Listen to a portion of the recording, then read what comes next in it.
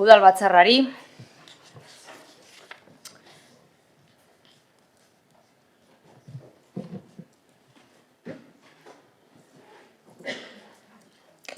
Bueno, adostu genuen bezala, esango dizkizuet, nola izango dan udal batzarraren funtzionamendua, nik uste dut denak argi degula, baina bazpadare errepikatu egingo dut, bale? Orain proposamena aurkeztuko dugu, eta gero osotariko emendakinen defentsara pasatuko gera. Bai, horrela, talde bakoitzak 3 txanda izango ditu, 10, 5 eta 3 minutukoak, bai? Ordena izango da txikienetik handienera.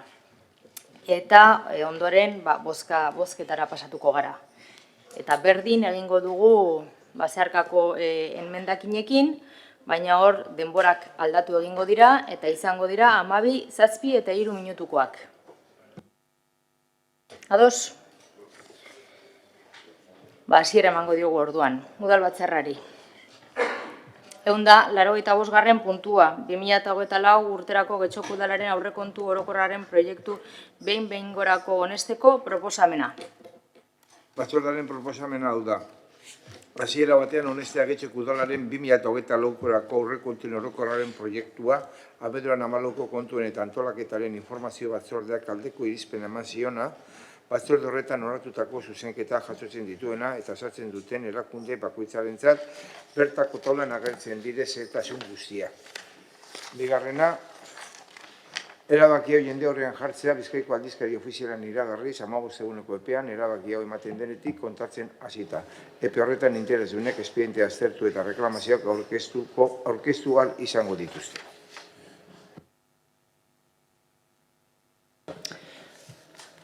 Uriarte jauna, 5 minutu. Bueno, guztia, alkatadera eskerrik asko. El presupuesto general municipal... Udal aurrekontu orokorra aurkezten dugu 2024ko eta aurrekoarekin alderatuta 7,5 handiagoa da. 129 milioi euro baino gehiagokoa da eta gainera igo da zerga presioa handitu gabe. Egia esan Euskadiko ekonomia indartsu dago eta horrek esan nahi du enplegu zifrak errekorre egoeran daudela eta langabezia tasak txikiak direla. Horrez gain, inbertsio eta ikerketa tasak altuak dira. Honen guztiaren ondorioz, Bizkaiko Foru Aldundiarekin itundutako zergen bilketa handitu da eta horrela Getxori dagokion partea 60 milioi euro baino gehiagokoa da eta horrek esan nahi du 23koa 7,8 igo dela eta udal diru-sarrera guztiak igo direla. Udalak 11 kudeaketa arlo ditu, gobernu irakia eta modernizazioa, gizarte kohesioa, herritarren segurtasuna, hirigintza, plangintza eta disiplina, azpiegiturak, obrak eta zerbitzuak, etxebizitza, ondarea eta kontratazioa, ekonomia sustapena, Getxolan eta turismo barren, idazkaritza nagusia, kontu hartzailetza nagusia, diruzaitza, langileria eta antolaketa. Gainera, 4 erakunde autonomek ere osatzen dute, eta horiek dira Getxo Kirolak, Kulturitxea, Udalegoitza eta Musika Eskola, eta azkenik Punta Begoña Fundazioa eta Labra Kirol Portua Sozietate Publikoa. 11 arloek, 4 erakunde autonomoek eta Punta Begoña Fundazioak guztiek datorren urteko aurrekontuan handitu dute aurtengoarekin alderatuta. Ez ditu zifrak zehaztuko, publikoak baitira eta aurrekontu informazioaren barruan argitaratuko direlako. Baina aurrekontuaren eduki batzuk nabarmendu nahi ditut. Egia da, aurrekontuaren hasierako proiektua hobetu egin dela aurreko antolaketari eta kontuei buruzko informazioa batzordean. Udal gobernuak, EAJ, PNV eta PS eta Partido Socialista Euskadiko Ezkerra, Partido Socialista Euskadi, oposizioko alderdi nagusiarekin, PP-rekin, lortutako akordioak hori erraztu dugu. Horri esker, inbertsioaren zifra, aurtengo aurrekontua, baino 133 handiagoa izango da. 13 milioi 400.000 eurora iritziz. Inversiones, como por ejemplo, 2.925.000 euros para la transformación digital del Ayuntamiento de Derecho. Adibidez, 2 milioi baino gehiago erabiliko dira Getxoko udalaren eraldaketa digitalerako, 24, 25, 26 eta 27 urteetan egingo dena. 5 milioi euro baino gehiago parkin bat egiteko meseetako kalean, eta hori ere egingo da ekitaldi berean. 2 milioi baino gehiago etxe bizitzan inbertitzeko. Horrez gain, 400.000 euro para la prueba piloto del bus urbano.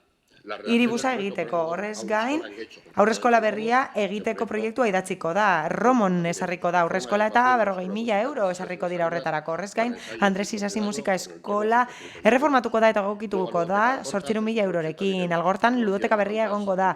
Iaia 4.000 euro. Bidezabaleko arrapalak berrituko dira 600.000 euroren truke. Horrez gain, Bolueko belar artifizialeko zelaiak berrituko dira. Eta horren parte egingo da oraingo aurrekontuarekin eta beste parte bat 24ko aurrekontuarekin. Horretarako 500.000 euro baino gehiago erabiliko dira. Eta 600.000 euro baino gehiago erabiliko dira eskola publikoak behar bezala mantentzeko. Eta 800.000 euro baino gehiago erabiliko dira inbertsioak egiteko Punta Begoña galeriak berrizteko. Laburbilduz, aurrekontu honek bermatzen du zerbitzu guztiak estaliko direla udan mailan. Eta aurrekontuak osatzen du eta errazten du zerbitzuak hobeto ematea beste udalaz gaindiko administrazio batzuen aldetik. Eta ondo egokitzen da egungo ekonomia ziklora. Horrez gain, Getxotarren eguneroko bizitza hobetzeko proiektua jasotzen ditu aurrekontuak eta oinarri irmoa dauka legislatura amaitzeko 2027an oraingo egoera hobetzen duen egoerarekin eta gure helburua da orainaldia hobetzea eta etorkizuna hobetzen jarraitzea erraztea. Hori da gure helburua. Mila esker. Eskerrik asko. Orduan orain osoko emendakinean defentsara pasatuko gara. Benito jauna, 10 minutu dituzu.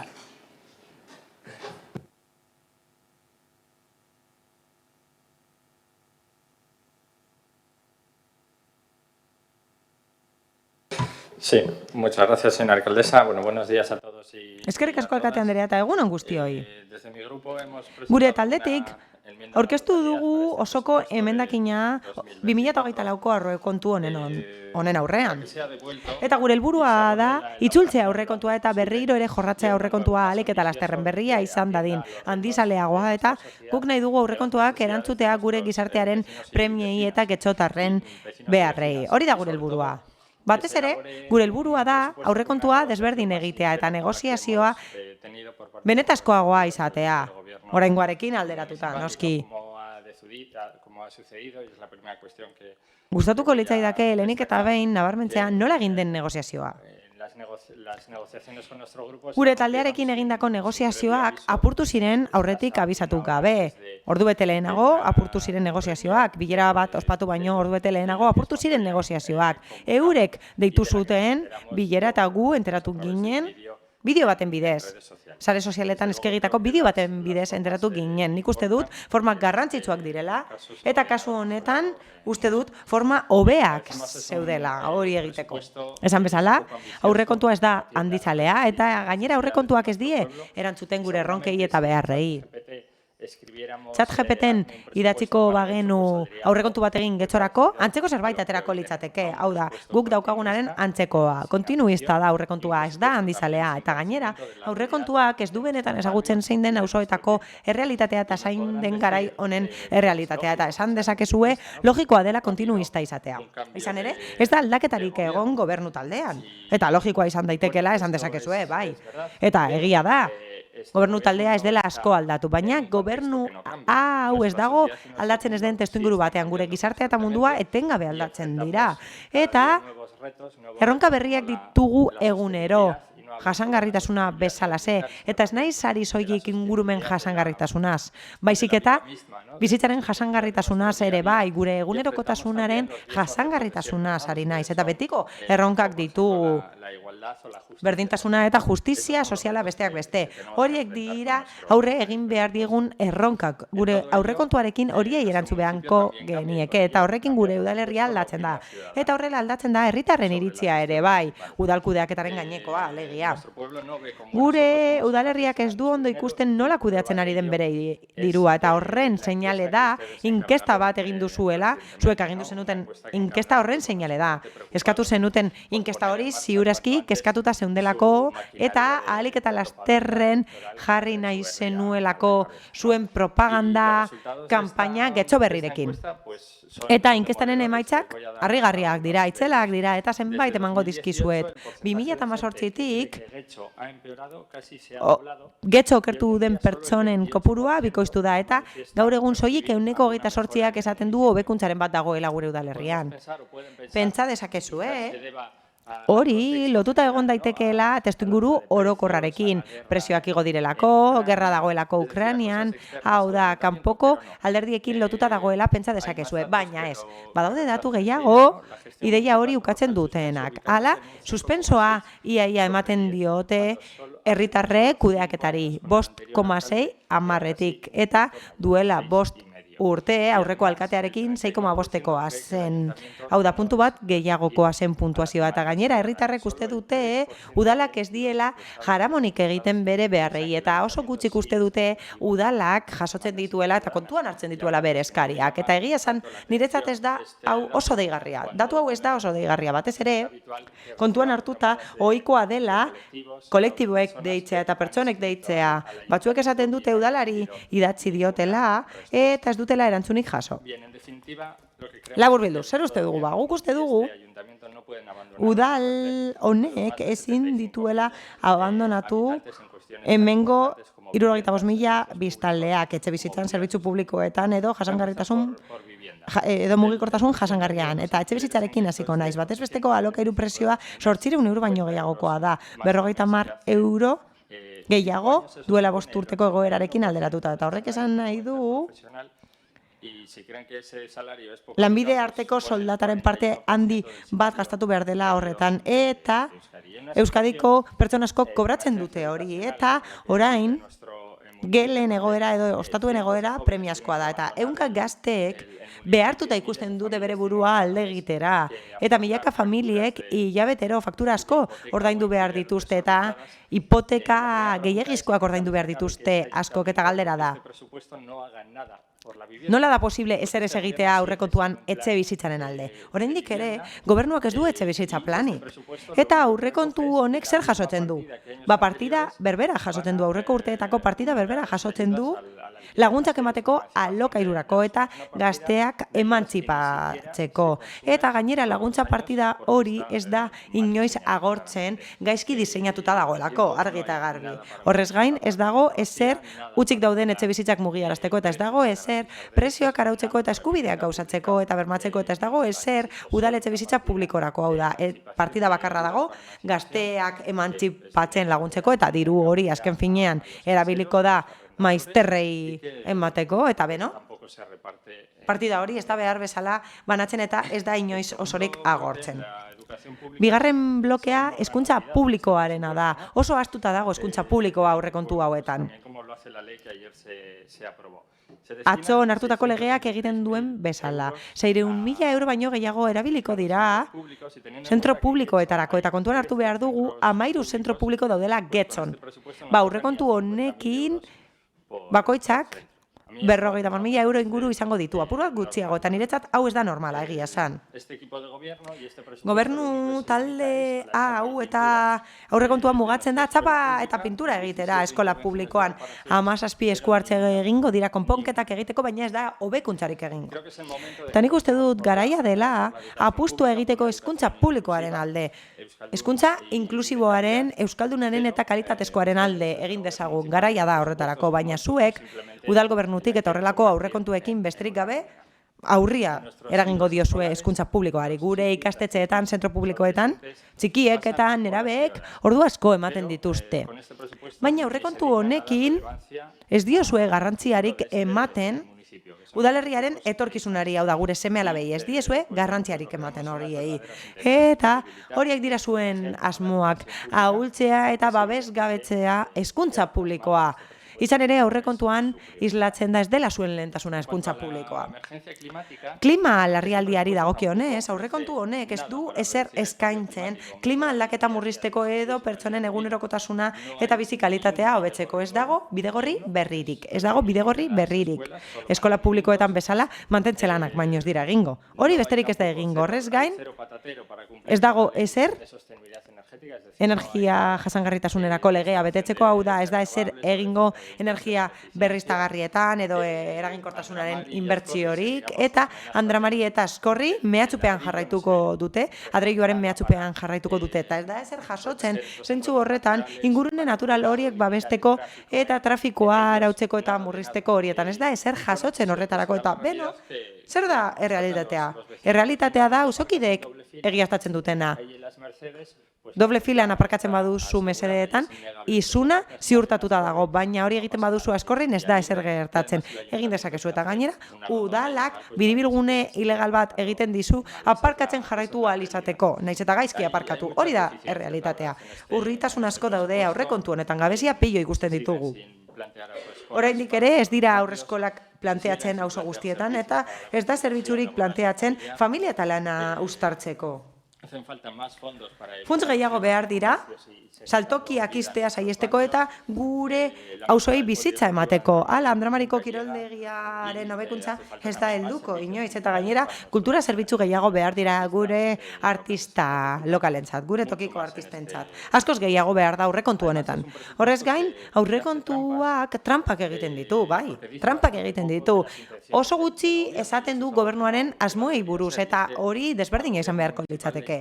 Gobernu taldeari gehiago interesatzen zaio partidak edukitzea gaindimentsionatutakoak, adibidez argitalpenen eremuan, 30.000 eurotan daude, gaindimentsionatuta eta esleituta daude eta ez dute diru hori erabili nahi, beste gauza bat egiteko, beste zerbait egiteko, eta ez dute esan nahi, zertarako erabili nahi duten diru hori, harik eta osoan zehar, hau da, ekitaldi osoan zehar. Ikusiko dugu non jartzen duten eta nondik mozten duten. Aurrekontuak mosketak ekartzen ditu ere, bai, murrizketak ez da hori esan, baina diru sarrerak gora bera, murrizketak egingo dira, murrizketa orokor bat egingo da, estalita dagoena, partida guztietan. Sí, 9.50 llevo. Por ejemplo, el programa de adibidez, mendekotasunak prebenitzeko programa 18.000tik 13.500 pasatzen da, 5.000 euro gutxiago. Gehiago egingo da gutxiagorekin, nik uste dut ezetz. Laburbilduz eta bukatzera noa alkate Anderea, opakoa da aurrekontua, ziurgabetasun asko ditu eta aurrekontuak ez di erantzuten gure biztanleen premiei. Rodríguez jauna, seguridad. Bai, egunon. Bueno, osoko zuzenketa aurkeztu dugu aurrekontuak berez txarrak direlako Elkarrekin Podemoseko kideak esan duenez. Kontinuistak, anbiziorik gabekoak eta ez dietelako erantzuten getxostarrok ditugun beharrei. Ez dute etxe bizitzarloan inolako neurririk plazaratzen. Propaganda bai, hori bai. Diru kontu asko igo dela iragartzen dute PNVek eta PSek baina igoera hori ez da neurri zehatzetan kokatzen urbanizazio proiektuetan baizik. Ez dago tokiko ekonomiaren aldeko apusturik. Aldaketa klimatikoak behartzen gaituen erronkei aurre egiteko politikarik ez delako antzematen eta auzoak berriro ere erabat baztertuta agertzen direlako eta abar luze bat. Hauek eufemismo eta makillajearen aurrekontuak dira eta ez dari ez zintzotasunik. Gobernu taldeak beti erabili izan ohi ditu aurrekontua gainditu beharreko izapide bat bezala. Hauek ez dute islatzen benetako gobernuak egin nahi duena, edo benetan gobernuak egin nahi duena.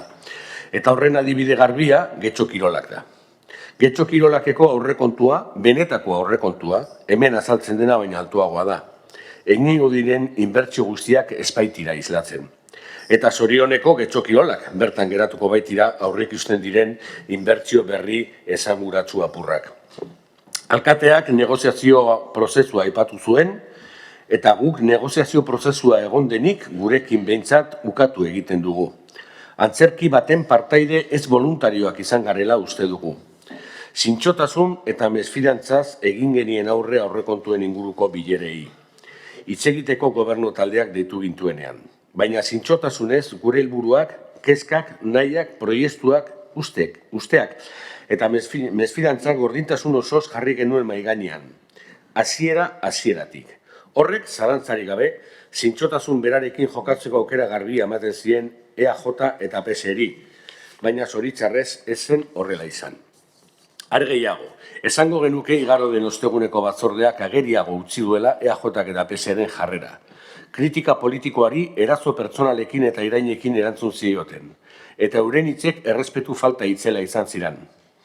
Ez EH Bildurekiko, getxostar guztiekiko esango genuke. Bertan, esan zen guztia ontzat emango bagenu ere, eta ez da horrela, argi geratu zena zera da, euren lehentasuna PPrekin zuten aurrekontua aurkeztea zela, ez ordea Elkarrekin Podemosi edo guri erantzutea eginiko proposamenei erantzutea. porque en educación y el respeto político... Izan ere, hezkuntzan eta errespetu politikoan, matematikan ez bezala, faktoreen ordenak produktu aldatzen du. PPrekin egindako ituna, gero da, aipatuko duguna txarra da, baina PSek eta EAJ kudeatzeko duten modua, beste alderdi politiko batzuen lanarekiko errespetu faltaren desintxontasun edo zintzotasun politikoaren zanen eta hezkuntza txarraren adibide bat da. Inork ez du zalantzan jartzen PPrekin ituna egin dezaketenik eta aurre ikusitekena zen. Ez dago onak etxorentzat, baina legitimoa da, zilegi da. Baina ezik eta onak eta zintxotasunak agintzen dute, indar politiko batekin ituna egiten baduzu eta beste birekin hitz egiten ari zaren bitartean lehenengo beste biri indar politikoei itunaren berri ematen diezula eta gero ituna jendaurrean aurkezten duzula. Bilduk EAJaren atzean egon behar izan duenean gure proposamenei emandako erantzuna ikusteko azkenean PPrekin akordio aurkeztu ondoren egingo den bilera batera deitzen gaituztenean argi dago hezkuntza zintzotasun eta zuzentasun politikoa falta izan direla. Eta ez da arazo bat EH Bildurekin, Elkarrekin Podemos egoera berean aurkitu zelako. Baina jarrera horren ostean, EAJko eta PSeko bozeramaileek esan dute ez dutela negoziazioa hautsi. Eta esan dute negoziatzeko prest jarraitzen dutela, eta esan dute gainera EH Bildu atera dela negoziazioetik. Eta horrela, EH Bilduri errespetua faltatzen diote, adimenaren aurkako iraina da. Eta erabateko errespetu falta da getxostarrei eta haien adimenari. Izan ere, izan dugun bezala faktoren ordenak politikan produktua aldatzen du. Eta benetan tamalgarria da ikustea inteligentzia trikimailuarekin eta politika engainuarekin nazten duten alderdiak eta ordezkari politikoak daudela egiaztatzea. EAJak eta PSek zintzotasunez eta humiltasunez jokatzeko aukera izan dute PPrekin legitimoki hitzartu. Inork ez duela arrotz egiten eskuindarren arteko itura, baina zintzoki jokatzeko aukera baztertu zuten. Joan den osteguneko gasun batzordea argigarria izan zen. Esan zuten etengabe gurekin hitz egiten zuten bitartean sinatuta ez egoela akordioa PPrekin eta PPko bozeramailea laguntzera joan zen. Esan ez gezurra zela ituna lehenago sinatu izana. Haiek alderdi batekoak zirelako eta kontsultak egin behar zituztelako. Bere hitz zehatzak hauek izan ziren. Lehen bileratik ez zegoen baiezkorik, oso kontu zume batengatik alderdi politikoetakoak gara eta kontsultak egin behar genituen. Zuria eta botilan. Bestela esan da, eskriturak ez ziren formalizatu, baina arrazen akordioa sinatuta zegoen. Erraz egiazta daiteke. Gobernu taldeak aurrekontuak eman zizkigunean igorritako prentsa oharra aurrekontu proiektua bera eta akordioaren berri ematen duen prentsa oharra alderatzea besterik ez dago, horiek zertan bereizten diren ikustea nahikoa da, ikusteko guk esaten duguna egia dela. Are gehiago, bada, gertaera garrantzitsu bat.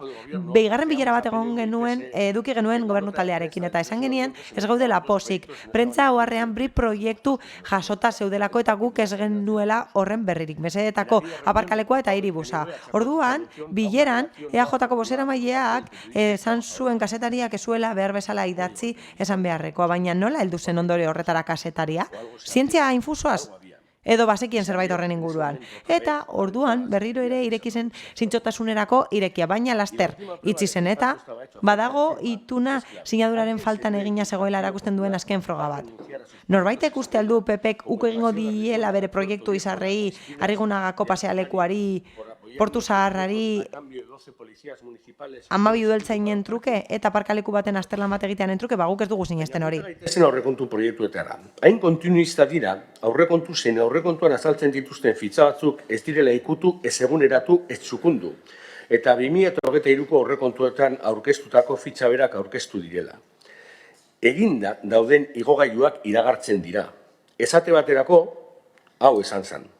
Bardinera, seguramente pasadan urteko fitxan gauza bera ipintzen dau. Ez dagoelako aldaketarik. Eta ez dira nire hitzak. Gobernu taldeko zinegotzi baten hitzak dira. Larriago da ere, zinegotzi batzuk euren arloa kudeatuko duen aurrekontua saldu ez izana edo erakutsi duten ez jakintasuna. Beraiek jartzen dituzte indize batzuk eta gero indize horiek ez dakite azaltzen. Hitzek, diskursoek edo zer esan dezakete, baina gero zenbakiek diotena eta benetan aurrekontu batean errealitatea islatzen duena kontratu txikiak dira. Esan bezala hemen kontratu txikien murrizketa dago 25%koa. Ez soilik kontratu txikiak. Hemen aurrekontu hauetan diru gehiago dago, baina gehiena gastatzen da lehenengo kapituloan, baina oroar bigarren kapituloa murrizketa dauzka. ¿Y qué es lo que no hay en estos presupuestos? Eta zer falta da aurrekontu hauetan, ez dago tokiko merkataritzaren aldeko apusturik, ez dago etxebizitzaren aldeko neurri bakar bat ere, propaganda bai, propaganda asko dago, baina ezer gutxi gehiago. Etxebizitzan, mantentzen dira laguntzak etxe bizitzarako, eta horiek EH Bilduri esker sortu ziren. Aurrekontua handitzen da, urbanizazioak egiteko besterik gabe, ez dago apusturik euskararen alde, lan hizkuntza bezala, ez da hiria berreskuratu nahi pertsonei eskaintzeko hiria eta autoak ateratzeko, ez dago ezer jasangarritasunerako, auzoak hasten dira eta faduran kontzentratzen da kirola, kultura politika konformista da eta abar luze bat. Edo akordioa bera aztertzera. Eta egingo dugu akordioa iragartzeko argitaratutako prentsabarrean. Udalaren diru sarrerak. Tasak eta zergak ez igotzea 2024-ako. Hori ez dira nire hitzak. Dira gobernu taldearen edo akordio iragarri zutenen prentsabarra. Eta horrela jaso genituen aurrekontua. PP-rekin sinadura ofiziala baino arinago. Beraz, edo PP-ek ez du ezer lortu, edo horretik hitz eginda zegoen. Eta egia esateko, EAJ-ko bozeramaleak gure bozeramaleari esan zion hiria igotzeko asmoa zuela, baina gero asmo hori desagertu zitzaien. Y esto no lo dice importante. Eta hau ez du esaten EH Bilduko bozeramaile ordezkariak. Tampoco ha sido el presidente del Partido Popular. Baizik eta Alderdi Popularreko presidenteak, Euskadiko Legebiltzarreko presidentea zen akatxo esan zuelako. Guk EAJ-ari proposatzen diogu zergak murrizteak getxon eta egiten dute. Beraz, zerbait zegoen adostuta, ezta? Eta testuinguru honetan, are garrantzitsuagoa da EAJak egindako esfortzua gure lehenbiziko bileran. Esfortzua egin zuen azaltzeko ezuela merezi oatzez eta igotzeak. Itasunaren arloan ere, ikustezakegu aparkalekuko publiko berri bat eraikiko da Las Mercedes kalean. Urtean hitzeko obradoa, finantzak eta osoa hitzartuko da, 2024 urtean hasiko da. Horrela esaten da prentsabarra. Aretan aparkaleku berria iragartzen zuen azaroren 11ako prentsabarrak. Egia da, esaten zela, oposizioarekin aukerarek onena adostu ostean egin ezela. Bueno, batzarrena aukeratu da. Kotxeak hiriguneetatik atera nahi baditugu, ez du inolako zentzurik parkinak hiriguneetan eraikitzea. Eta bukatzea doa, emakidunarekin hitzartuta Las Mercedeseko egungo aparkalekua berreskuratu alizatea. Bai, berria da. Guk ere, aipatutako Eusko Alderdi Jeltzaleak eta PSrekin izandako bileretan, eta hau egokia iruditzen zaigu, eta gero segituko dut. Eskerrik asko.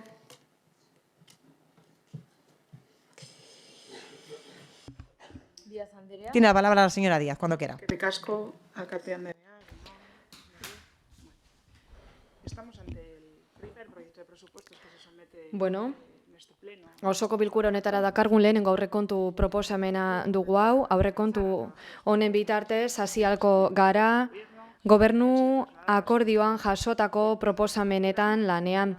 Gure legegintzaldi planean ageri diren proposamenak dira zuzen ere, laizter aurkeztuko dugu. Aurrekontua gainera desberdinen arteko lanaren emaitza da, Alderdi Sozialistaren eta EAJaren arteko elkarlanaren emaitza da, koalizio gobernuaren lanaren emaitza alegia, eta gainera gure artean hitz egiteaz gain, gainerako alderdi politikoekin ere hitz egiteko aukera izan dugu. Zentzu horretan eskerrak eman nahi dizkiogu Alderdi Popularrari aurrekontu honi abstentzio ematagatik, eta baita Elkarrekin Podemos eta EH Bilduri ere.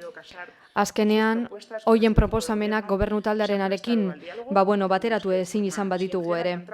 Hain zuzen ere, proposamenak landu izan dituzte eta prest agertu dira. Gobernuaren borondatea zintzoa izan da beti, eta hasieratik erakutsi dugu. Zirriborroa prest izan aurretik ere. Etengabe aldatzen aldi den egoeran, erronka globala ditugun honetan ezinbestekoa da gure udala tresna solidoa izatea, finantza tresna solidoa, gure biztanleen, eragileen, kirolkluben, merkataritzaren, ostalaritzaren eta barren beharrizanei erantzun ahal izateko. Aurrekontu proiektu honekin berriro ere, historiako zenbatekorik altuena dakargu, 8%ko hazkundearekin. 129.410.634 euroko aurrekontua dakargu. Aurrekontu proiektu honen bidez hain zuzen ere, herritarren beharrizan nagusi erantzun nahi diegu, gainera inkesta baten bidez jaso dugu beharrizan hoien berri, eta inbertsio estrategikoak ere barne hartzen ditu aurrekontuak herritarren bizi kalitatea hobetu ahal izateko.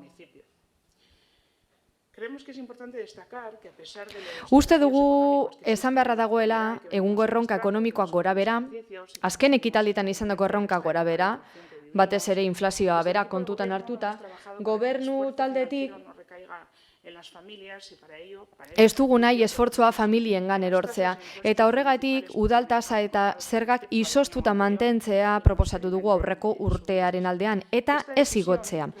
Erabaki honekin erakusten dugu herritarrenganako sentsibilitatea, izugarrizko presioa jasaten ari direlako inflazioaren ondorioz. y este proyecto, por tanto, no Beraz, carga fiscal y proiektu honen bitartez ez da zerga karga areagotuko eta zerga oreka mantendu halko da aldi berean. estabilidad económica del municipio. Udalerriaren egonkortasun ekonomikoa mantenduko dugu eta hobetzen jarraitu halko dugu zerbitzuen aldetik. Es cierto que la actual Egia da, baita, egungo egoera eta dinamismo ekonomikoa kontutan hartuta, eta ez bakarrik etzon baizik eta herrialde osoan, oso lagungarria izango da zergak eta tasak ez igotea gure prebizio gora egiteko. Igoera hori dirubilketa areagotu delako gertatu da, Bizkaiko Foru Aldundiaren bitartez udalkutxatik. más del Hala, 16% de los ingresos municipales. udal dirusarreren ehuneko 46 funts horretatik etorriko da, eta era berean espero dugu Municipales relacionados con diru gehiago baliatu alizatea udal zerbitzuetara, kulturara, kirolera eta beste hainbat arlotara. Azken ekitaldiotan izandako joera positiboarekin jarraituz. Gainera, bestalako zuzeneko zergak, OHZ, ibilgailuen gainekoa eta bar ez dira aldatuko aurreko urtearen aldean. Eta 25.761.000 eurotan geratuko dira. como decíamos, Ehuneko 9 beherako variazioarekin. asegurar la estabilidad Ezinbestekoa dira zerga neurri hauek udal egonkortasun ekonomikoa eta finantzarioa mantentzeko eta udal zerbitzuen kalitatea hobetzeko. este borrador se Zirriborro honetan jasotako proiektu nagusiak gobernu taldearen gobernu akordioan jasota ari dira eta Alderdi Popularrak ere abstentzioarekin onespena albidetuko du eta beraz batuko da proiektu hauetara. Hainbat arlo barne hartzen ditu proiektu multzo honek. Hala nola, hirigintza, kultura, kirola, ekintzailetza, segurtasuna, enplegua, turismoa, modernizazioa eta bar luze bat. Hoiek izanik zirriborroaren ardatza. cooperación y la solidaridad. Lankidetza eta solidaritatea ere ardatza hartuta. Uste dugu garrantzitsua dela esatea proiektu hauekin batera proposamen zehatzak ere gauzatu ahalko ditugula aurrekontuaren bitartez. Herritarrek lehentasunezkotzat jo dituztenak. Entzute aktiboaren prozesua abian jarri genuen legegintzaldi hasieran, telefono bidez eta horri esker hoien beharrizanen berri izan dugu. Mencionar las principales acciones concretas Eta goazen aipatzera aurrekontu proiektuan ageri diren ekintza nagusiak 2024ko. Lehenik eta behin konpromiso bat erakutsi nahi dugu aparkaleku egoera hobetzeko gure udalerrian. Zentzu horretan Mercedetan parkin publiko bat egiteak a la que se ha sumado también el Partido Popular y Gobernu taldearen eskaera izateaz gain, Alderdi Popularren eskaere izan da, eta identifikatutako beharrizanei erantzuteko proiektua izango da. Herritarren kezka bat delako aparkaleku falta, batez ere Are eta Romo eremuan. Esan beharra dago 2024 ekitaldirako martxan jartzea espero dugula. Era berean, aurrekontuan erakutsi dugu, borondatea dugula, orain diren parkinak hobetzeko. PSEtik udal titulartasuneko parkina izatea nahi dugu berri honen kasuan presio irisgarriekin, Manuel Gainzaren kasuan bezalase. Hori ere 2016ko PSE EAJ Alderdi Popularen akordioaren emaitza izan zen. Aurreko agintaldian martxan jarri zen parkinaren eraikuntza eta herritarrek begi onez ikusi dute gainera. Mugikortasuna hobetu du Algortan eta horregatik uste dugu proiektu arrakastatsua izan dela. Beraz, aurrekoaz gain, zuzenketa bidez, San Nikolas plazako aparkalekuaren aktibazioa ere sartu dugu aurrekontuetan. Askotan osoko bilkura honetan behar izan hori agertu bai da alderdi politiko desberdinen partetik. Eta udal atzeko parkin publikoan ere lan egingo dugu. Bigarrenik, mugikortasun jasangarriaren alde egingo dugu eta proiektu pilotu bat jarriko dugu martxan. Udal autobus publikoa jarriko dugu martxan. Askotan ekarri da proposamen hori osoko bilkurara eta alderdi sozialistatik denbora luzea daramagu hori eskatzen. 2019-2023ko hauteskunde programan ere agertzen zen. Beraz, guztiok egon gara ados, hauteskunde programa jaso dugulako, eta esfortzu bat egingo dugu garraio publikoraren erabilera eta irisgarritasuna hobetzeko. Orain gutxi, zeharkako mozio bat aurkeztu zuten gobernu taldeko bi alderdiek, EH Bilduren babesarekin, eta horrela ikusi genuen guztion berri izana dela. Beraz, 2024 ekitaldi honetan, ikusi beharko dugu zein ereduren bitartez eman nahi dugun autobus elektriko urbanoren zerbitzua. Garraio publikoa are gehiago sustatzea xede dugularik. Zuzenketa bidez, baita ere, Bidezabalgo arrapala mekanikoak eguneratuko dira, oinezkoen mugikortasunari mesede egiteko inguru horretan. Hirugarrenik, garbiketa zerbitzua eta hondakin bilketa hobetu nahi ditugu. Zalantzarik gabe, egungo zerbitzuak hobe daitekela uste dugu. Horregatik, aurrekontuan sartu dugu kontratu bat esleitzeko aukera, 2024ko. Horrela, zerbitzu biak indartuko ditugu.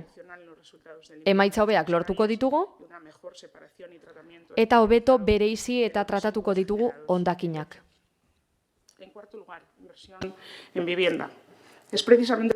Laugarrenik, etxe bizitzaren aldeko inbertsioa. Hor joango zaigu aurrekontu haren zati handi bat. Hor igo egin dugu. Kezka nagusietako badelako herritarren artean. Zehazki, diru laguntzak ematen jarraitzen dugu, emantzipazio prozesuetarako. 250.000 euro gati guztira. Ganera 2 milioi eurotik gorako inbertsioa egingo dugu, hirigintzako jarduketetan PMS ardatz hartuta. Eta babes ofizialeko etxebizitzak ere eraikiko dira udalerrian. Era berean alderdi popularrarekin sinatutako akordioaren bitartez herriko basoko terrenoak erosiko ditugu beste batzuen artean, nolabaiteko hirigintza konponbide zentzuzkoa emateko eremuari. Eta erosio ostean etxebizitza babestua bertan eraiki ahal izateko. Aurrekontuaren partida handi bat da eta hain zuzen ere aurkeztutako zuzenketen hildo beretidoa. Gaurkoan, aurrekontuei onespena emango ez dioten eta osotasunari zuzenketa aurkeztu dioten alderdiek babestuko ez badute ere, haien eskaretako bat ere izan da. Bestalde, beste ekintza batzuk ere egingo ditugu, 2023-2025ko etxebizitza plana eratzen joateko.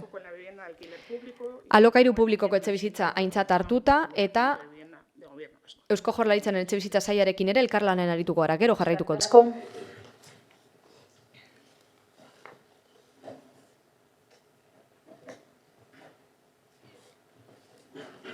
Andrade jauna. Gracias, señora alcaldesa. Eskerrik asko, alkate Andrea. Zalantzarik gabe, inbertsio ekonomiko bat daukagu aurrekontu honekin, eta udalaren ikuspegi islatzen du. Baliabide ekonomiko batzuk bideratuko ditugu etorkizuna kudeatzeko. Nahi dugun etorkizuna eraikitzeko gure udalerrian. Politika zertan oinarritzen da, bat ezberdinen arteko hurbilketan, saiakera hori egitean. Eta gurea da ardura, udalerriak norabide egokian aurrera jarraitzeko eta udalerriak bozkatutakoa respetatzeko. Alderdi arteko akordio hau oso onuragarria izango da udalerriarentzat, politikoki herritarren parte handi bat barne hartzen duelako, eta gure bizilagunek eskatutakoa aintzat hartu dugulako. Osotasunera aurkeztutako zuzenketetan esan da kontinuista dela proiektua, ambizio hori gabekoa. Izan daiteke, gure zuzenketak kontutan hartu ez balira, baina momentu honetan ez da horrela kontutan hartu dira eta alderdi sozialistak hain zuzen ere gure emendakinei garrantzia eman die. Esan bezala, herritarren kezkak aintzat hartu ditugu. Elkarrekin Podemosetik esan bezala, inkesta bat egin zen, udalerriaren egoeraren berri izateko, eta zuzenketak aurkeztu dira gero, eta gure kasuan gureak aurrekontura batu dira, eta hain zuzen ere behar izan hoiei erantzuteko dira. Etxe bizitza arazoa, lehenbizi. Elkarrekin Podemos, EH Bildu, hoien proposamenak etxe bizitza arlorako,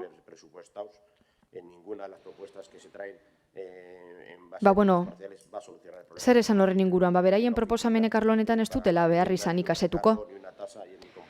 Atzo, nire lagun Gonzalok azaldu zuen neurriek ez dutela ezertarako balio etxe bizitza arazoa konpontzeko, eta APOak bakarrik konpondu halko du berehalako epe batean behintzat etxe bizitza arazoa, etxe bizitza tasatu libreak babestuak merkatura aterata.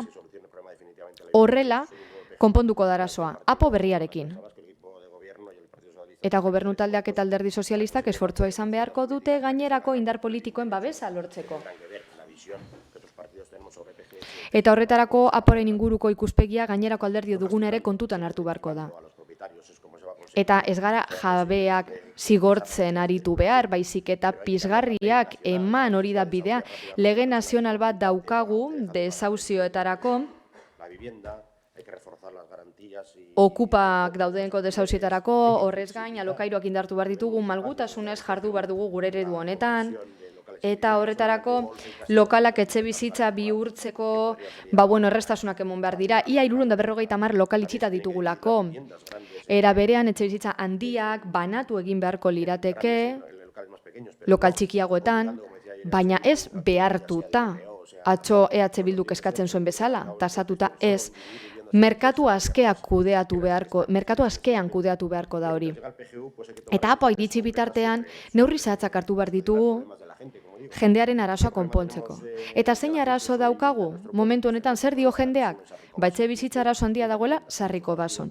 Gure alderdiaren zuzenketa bat, Sarriko Bason bizi diren familien egoera deitoragarria konpontzeko zen. Alderdi sozialistatik esan duten bezala, zuzenketa bat gehitu da aurrekontuan, bertako lurzoruak erosteko eta gero APOra gehitzeko. Bien bitartean proposatu duguna da, bertako guztia eraistea, garbitzea eta APOan jasotzea zer egingo dugun. Bizilagunen arazoa konpontzeko. EH Bilduk esan du aurrekontu hau ez dela ona Getxorentzako, gure familientzako, Sarriko Basorako. Ez da ona desastre hori konpontzea? Hainbeste urte luzatzen egon ostean?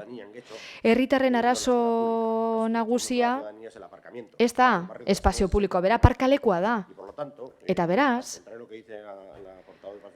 alderdi sozialistaren bozeramaileak esandakoaren kontrara, ez da beraien proposamena, ez gurea da aparkalekuen proposamena. Beraien aurrekontura batu bada ere.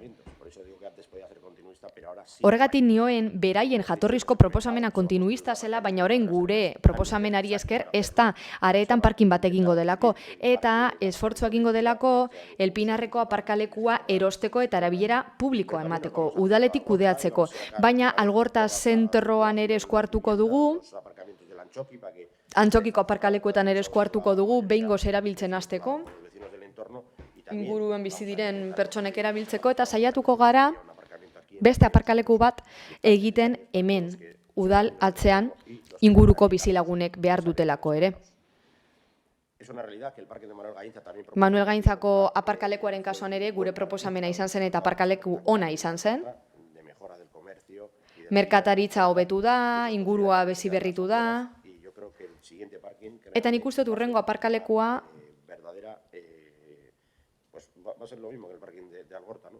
Algortako parkina bezala ze, arrakastatxoa izango da guztiz. Nik uste dut ez garela arrepentituko. Mugikortasun askaren aldekoa gara, ez diogu inori ez inposatu nahi. Kotxean joan nahi duena, joan dadila. Eta aparka dezala aparkaleku batean. Nahi duen tokian. Eta hirigunean nahi badu, bertan izan dezala aukera. Bizikletan joan nahi duena, joan daitela bizikletan.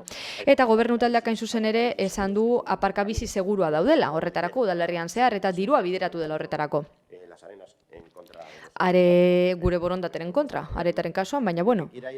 Eta autobusez joan nahi duena, joan dadila autobusez. Eta horretarako alderdi popularrak hain zuzen ere proposamen bat gehitu du, hiri autobusarena hain zuzen ere, eta ez esan aurrekontu hau ez dela ona, edo Getxorentzat ez dela ona. Guztiok eskatu izan ditugun gauzak barne hartzen ditugulako. auzoak hurbiltzeko eta kirol zentroak hirigunera hurbiltzeko. Oso garrantzitsua deritzot. Eta Bidezabalen kasuan bezala ze. Bertako arazoa konponduko dira 2 urteren ostian. Eta berritasun gisa, udal honetatik eskatuko dugu Algortako metroa lurperatzeko. Benetan lan handia eskatuko du, zeharkako lan bada, eta asmoen aitorpena baino ez da, baina aurrekontuan behintzat jasoko da, etorkizunera begirako proposamen hori. Eta gero udaletik planteatu beharko dugu eskatzea lurperatze lan hori, lehentasunen arabera. Getxoko metroa lurperatzeko lan hori lehentasunen arabera egingo da. EH Bilduk esan bezala, azken finan Getxo bere osotasunean kontsideratu nahi dugu. Ez bakarrik Andramarin ingurua guztia, ibilbide guztia lurperatu beharko litzateke 5 kilometroko lerro zuzen bat egiten du metroak eta osoa lurperatu beharko litzateke eta horrela terreno hori gure herritarrei eman. Gainazal hori herritarrei eman. Getxorentzat beste arazo bat. 3. kezka dena bizilagunen artean. Herritarren segurtasunik eza. Herritarrekin hitz egin dugu da gero eta kezkatuago daude segartasun faltarengatik, kaletan ez dira seguru sentitzen, eta proposamen honen bitartez, akordio honen bitartez hori hobetuko da. Alderdi guztiak ados jarrita, 16 udaltzain berri gehituko ditugula 6 postu aurre ikusten ziren, baina orain 16 berri izango dira 16 udaltzain eta beraz patrulla bat gehiago egin alko da lantxanda bakoitzean, hori ona da. Gure kaleetan polizia gehiago egotea ona da gure bizilagunen segurtasuna bermatzeko. Eta akordio honen emaitza modura, gero komentatuko dugu, baina espazio berriak emango dizkiegu herritarrei. Ibar Nagusien etxeari espazio berri bat eman diogu. Alderdi politikoek eskatuta, gainera, gobernu taldeak ere hartu du erabakia eta lokal bat eskainiko zaie. Aurrekontuetan sartu dugu ura egokitzeko aukera eta ondo imintzekoa. Legegintzaldi honetan ere, beste gauzasko berrikusi beharko ditugu. Ibar Nagusien etxean egia da lokala eman diegula, eskatutako baino diru gehiago eman diegula, Romoko Nagusien etxean ere lokal hau egokitzeko lanak egingo dira, eta gero diru gehiago behar badut hori aurre ikusiko da. Bestalde, Andramariko bizilagunei ere lokal bat eskainiko zaie, eta diru ere bideratuko da horra. Beraz, Itsasegurraizeari ere eman diogu lokal berri bat, urte asko daramatzagu udal honetatik hori eskatzen. Portu Zaharreko espazio hori behar dugu, lokal berri bat behar dute, itsasontziak birgaitzen jarraitzeko, eta Getxoko bizilagunek beraiek eskerrak eman dituzte Itsasegurraizeari utzitako lokalagatik, eta Ludotek Gaztei ere espazio bat utzi behar diegu. Areta saturatuta dago, eta begira, azkenean beste eremu batzuetan ere Ludotek hau jarri halko da. Eskerrik asko. Eta gero jarraituko dut gehiago daukagulako. Eskerrik asko. Andrea, eskerrik asko. Uriarte jauna. Bai, Andrea, eskerrik asko. Bai. Talde bakoitzak 18 ditugu guztira aurkeztutako osoko zuzenketei buruz. Dugun jarrera azaltzeko, guri erdia baino gehiago geratuko zego soberan, justifikazio bakoak dirako. Gainera gero, beste 22 minutu gehiago ditugu zuzenketa partzialak eztabaidatzeko. Onasteko, etxebizitzarako eskubidarikeko konpromisorik eza kritikatu da. Atzoko osoko bilkuran etxebizitzako eta poko zinegotziak oso ondo diskutatu zuen, Getxoko etxebizitzaren arloan egiten ari garena, egin daitekena eta egin ezin dena. Entre otras cuestiones, puntualizo que no... Beste kontu batzuen artean, esan beharra dut, ez dugula duplizitaterik izango jadal udaletik egiten ari garen lan honetan. Eta hain zuzen ere, zerbitzu hau duplikatzeko eskatzen bada ere, zein da egia? EH Bildun ondo dakizuena. Bizes eta Alokabideren bitartez, lankidetza egiten dugu Eusko Jaurlaritzarekin etxe bizitza gehiago ateratzeko, batez ere baliabide gutxien dituzten pertsonentzat. Etxe bizitzaren euskal behatokiaren arabera, Getxo ez da leku tentsionatua. Bestalde, zuzenketa partzialetan agertzen ez bada ere, esan behar dut, etxebizitza hurren errekarguari bai egin zaiola aipamena. Getxon ez daukagu horrelakorik, eta ikusita beste udalerri batzuetan errekargu horrek ez duela funtzionatu, guk hemen ez dugu egingo. Ez behintzat, helburua betetzeko laguntzen dutela jakin arte. Gure estrategia beti izango da hirigunea garatzea eta APOa 2024an onestea. Beste hainbat onuraren artean lurzoruaren antolamendua lortzeko. 2300 babes ofizialeko etxebizitza baino gehiago egiteko. Beraz, etxebizitzarekiko konpromiso erabatekoa da Getxoko udal gobernuaren partetik. EH Bilduk eta Elkarrekin Podemosek eskatu digute konpromiso handiagoa erakusteko ingurumenarekiko. Guk ere uste dugu egindako guztia beti izango dela, ez dela hobeto esan da inoiz nahikoa izango, baina Getxon gauza asko egiten ditugu. Ziurtasun osoz, gure aztarna murrizteko, eta 2024an berrituko dugu bideak garbitzeko kontratua. Zein da gure asmoa? Jasotako hondakin tona bakoitza murriztea. Hondakin frakzioa ere murriztea. Eta lortuko dugu. Ikerketan eta prozesu industrial berrien garapenan inbertitzen ari garelako. Zer nahi dugu? Eta gainera lortuko dugu. Hondakinetik bareizitako organikoa batu eta konpost bihurtzea. Era berean herritarrei gero eta erraztasun gehiago emango dizkiegu hondakinen bereizketa hau egin ahal izateko. Horrela guztion artean urtean gutxiago kutsatzea lortuko dugu. Gainera, udalarentzako horrek suposatzen duen koste ekonomikoa murriztuko dugu eta zergadunentzako baita. Horrez gain, 2024 urtean, APOaren onespenarekin, behin betiko askorri aktibo natural libra izango datozen hamarkaderako. Eta bertan ezingo da eraiki. Eta hoiek, zentzu horretan egingo ditugun gauza guztien bi adibide baino ez dira. Mugikortasun eta irisgarritasun arloan zer egingo dugu? Bidezabalko arrapalak berrituko ditugu. Hain zuzen ere, enpresa zehatu egin dugu behin eta berriro, eta bada ordua hor zerbait egiteko. Martxan jarriko dugu, Getxoko hiri autobusaren zerbitzurako proiektu pilotua. 2024an Getxotik udal autobus publikoa izango dugu. Ibilbidea probatzen joango gara. Informazio batzen, ondorioak ateratzen. Zerbitzu gonkorra izan dadin. Kritikatu da aurrekontu kontinuista dela eta inbertsioa falta zaiola. Irail honetan, udalak Ikerfel enpresari eskatu dio 500 elkarrizketa egiteko getxosterrei. Eta laburbilduz esan dezakegu etxebizitza dela haien kezka nagusietako bat. Esan dudan bezala, baina aparkaleku falta ere bai, batez ere Areta eta Romo inguruan. Bideen garbiketa ere bada. Balorazio ona badu ere hobetzeko eskatu digute herritarrek, batez ere eremu batzuetan. Eta segurtasun pertzepzioa hobetzeko behar izana ere aipatu dute. Bitxia da, Elkarrekin Podemosek eta EH Bilduk ez diotela erreparatu kezka hoietako bakar bati ere. Hala ere, 2024ko aurrekontuan bai erantzun diegu behar izan hoiei, EAJ, PNV eta PSeren arteko elkarlanari eta PPren abstentziori esker. Algortan aparkalekuekiko kezka asko jaitsi da. Hain zuzen ere, Manuel Gainza aparkalekua eraiki delako. Tao eremu berria martxan jarri direlako eta beste gauz asko egin direlako. 2024ko finantzaketari esker, San Nikolaseko aparkalekuko oinezkoentzako sarbideak hobetuko ditugu eta alokairu merkatura aterako dugu. Garrantzitsua izango da aparkaleku bat proiektatzea baita udaletxearen atzealdean. Baina momentu honetan gehien kezkatuta dagoen eremua Areta Romo artekoa da, aparkaleku faltagatik, eta horregaitik aurrekontuan 5.500.000 euro gorde ditugu Mertzede kalean parkin berria egiteko. Eta zer esan dezakegu segurtasun faltarekiko pertzepzio horren inguruan? Egia da, berez, kasu egin behar diogula, lehentasunezkoa ez badirudi ere. Pertzepzioa da leku seguru batean bizi nahi dugula hori babestu eta mantendu behar dugu.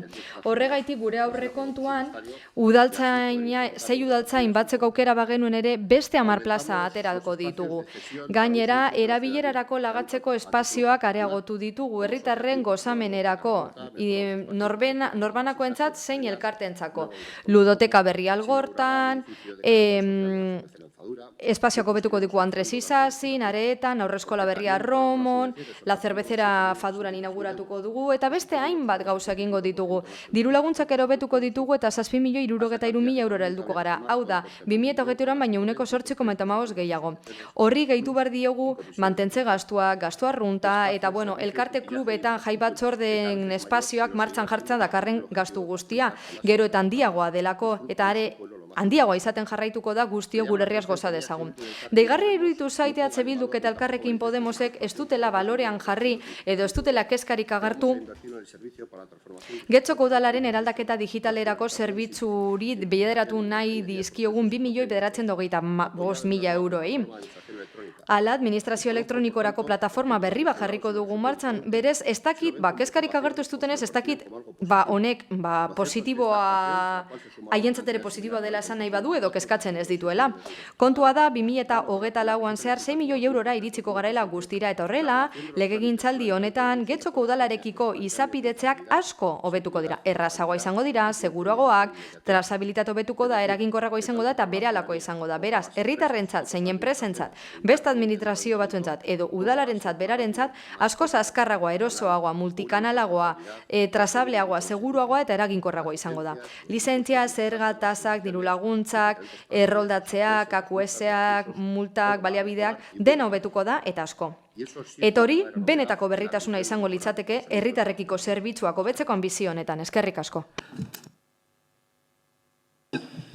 Eskerrik asko. Benito jauna, 5 minutu. Sí, muchas gracias. Bai, eskerrik asko alkate anderea. Gauza asko esan dira eta saiatuko naiz erantzunak ematen horiei guztiei nire bigarren txanda honetan. Argi dago, osoko emendakinak gora behera, Valga la redundancia, el presupuesto tiene algunas aurrekontuak gauza on batzuk ere baditu, bai, noski.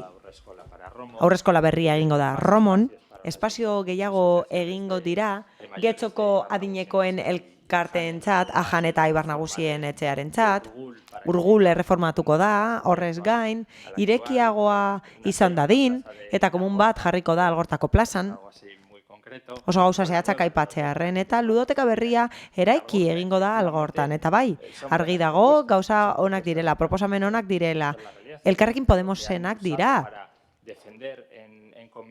Batzordeetan aurrekontua defendatu duzue proposamen hauekin. Beste talde batzuek egindako proposamenekin defendatu duzue aurrekontua. Oraindik ere gogoratzen dut, hauteskunde kanpainan esan zenutena. Nik soilik defendatzen nuen aurreskolak gehiago egon behar zirela auzoetan. Eta gobernu taldean dauden alderdiek aitzitik ukatzen zuten hori beharrezkoa zenik. Horrez gain, esaten zuten Urgul espazio irekia zela eta Janeren egoitza zela. Eta orain ematen du ez dela horrela. Ematen du, esaten zenutena gezurra dela eta aitortzen duzuela behintzat. Esaten zenuten, plaza nahikoak zeudela aurreskoletan eta ikusten dugu ezetz. Eta defizit handia dagoela zerbitzu publiko honetan. Eta emendakin bat jarri duzue edo zuzenketa bat egin duzue Romon egingo duzuelako aurreskola. Ondo dago aitortzea.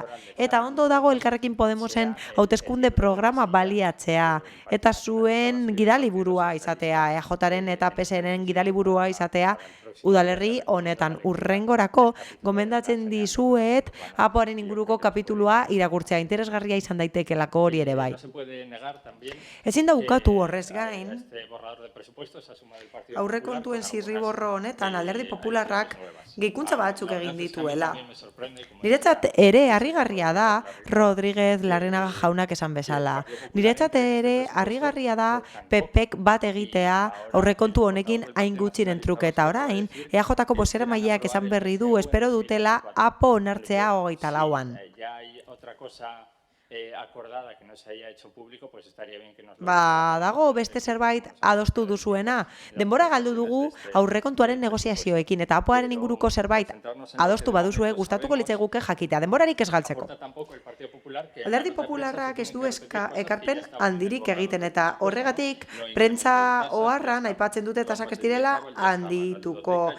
Bidezabaleko arrapalak, liburutegia, Errekaganeko azterlana, hori guztia bazegoen eta zer da proposatzen duen berria. Azterketa bat egingo da 2 aparkaleku egiteko, hori da berriena. Badakigu azpiegitura horiek errazten dutela auto pribatua erabiltzea.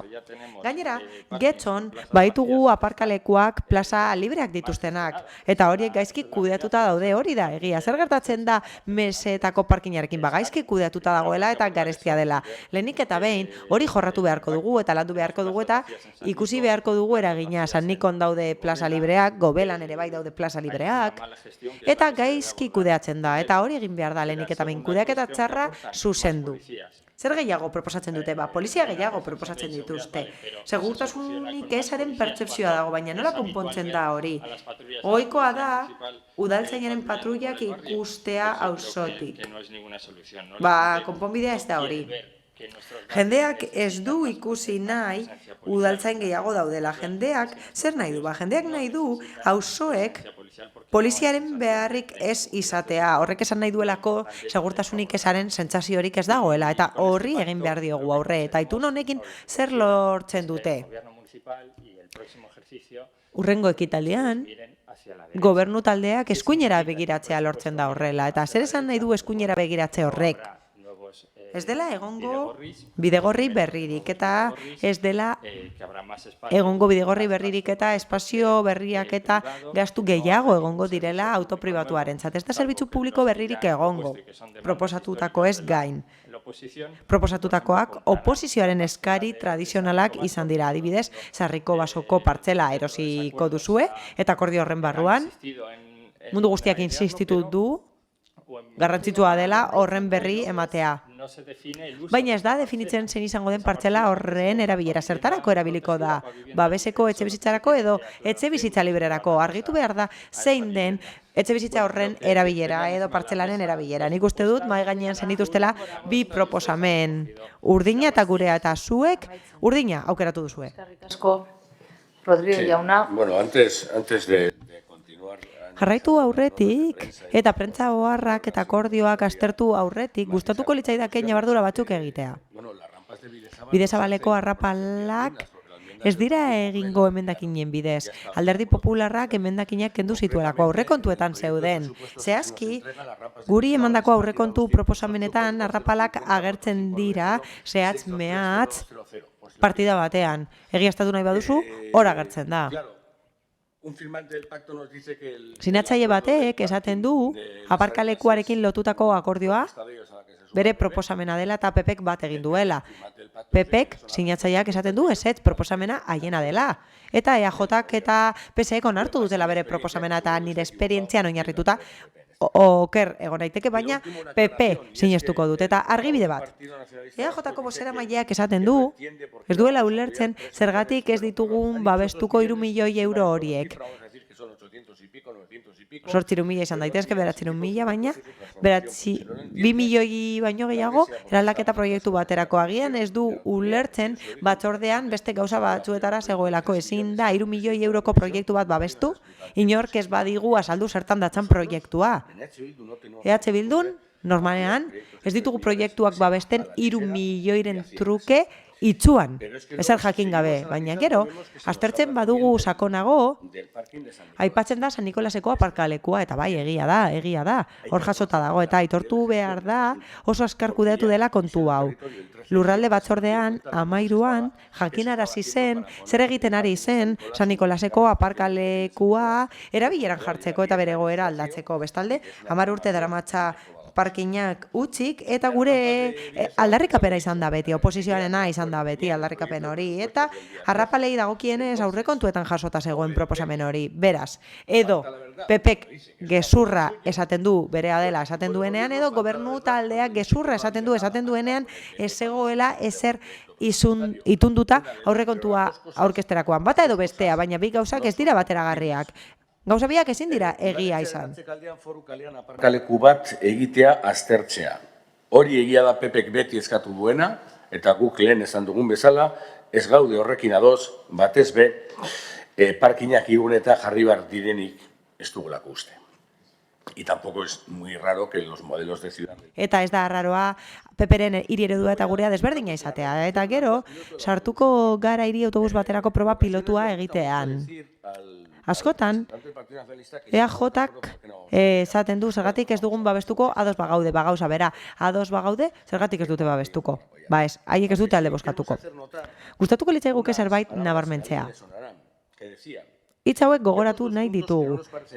Bi puntu ikusten ditugu eta ez dira logikoak. Lehenik eta behin, proba pilotu hitza erabiltzea. Eusko Alderdi Jeltzaleak bere hauteskunde programan aipatzen duen adierazpen bera hartu dute. Proba pilotua, baina gure ikuspegitik, proba pilotu baten ondorioak oso errazak dira. Zerbaitek funtzionatzen badu, kentzen da, eta guretzat, hiri autobusak errealitatea izan behar du, bai ala bai. Adierazpen hori ez zaigu zuzena iruditzen, proba pilotu batek sendagaiak kentzea ekartezakelako.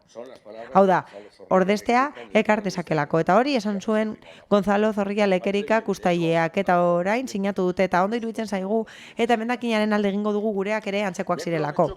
Luzean lurperatzeko eskatzea garraio patzuergoari, ados, merkea baino ados, eta ondo ikusten dugu. Gure aurre proiektuan eskatzen genuen, egia da, eta egia da baita ere, algortako zatirako planteatzen genuela soilik, batez be gure ustez, ezi efektu gehien egiten den tokian hori delako. Etxe bizitzan, aipatu inda, Sarriko Bason inguruan gertatzen dana. Ez dana aipatzen da, Sarriko Bason konpontzen dana da gobernu taldeak sortutako arazoa dala berez. Gobernu taldeak duela 4 urte sortutako arazo bat dala berez. Eta gero, baina honetan, hasiko naiz orain, beste eufemismo bat, eta hori be Alderdi Popularra ikusi dut. Herritarrei espazioan lagatzea, eufemismos betetako tituloa. El Partido Popular también decía, vamos a ceder. Lagapen bat egingo dugu, ez da gurea, hau ez da gurea, herritarrena da, beraz ez dugu lagapenik egingo, beraz esatea emango dugula ez da egokia. Ondo iruditzen zaigu, baina eske azaroaren 13an aurkeztutako prentsaoharrean, eta hori web orrialdean ikusi daiteke, Rodríguez jauna, amaitzen joan mesedez. Agertzen zan ludoteka berria. Orduan, akordioaren emaitza da ludoteka, ala ez da akordioaren emaitza. Hori da, egin dezakegun galdera bat jakiteko adibidez. Eskerrik asko, Díaz Andrea. Eskerrik asko, alkate Andrea. Bueno, había quedado en el quinto lugar en que queremos mencionar...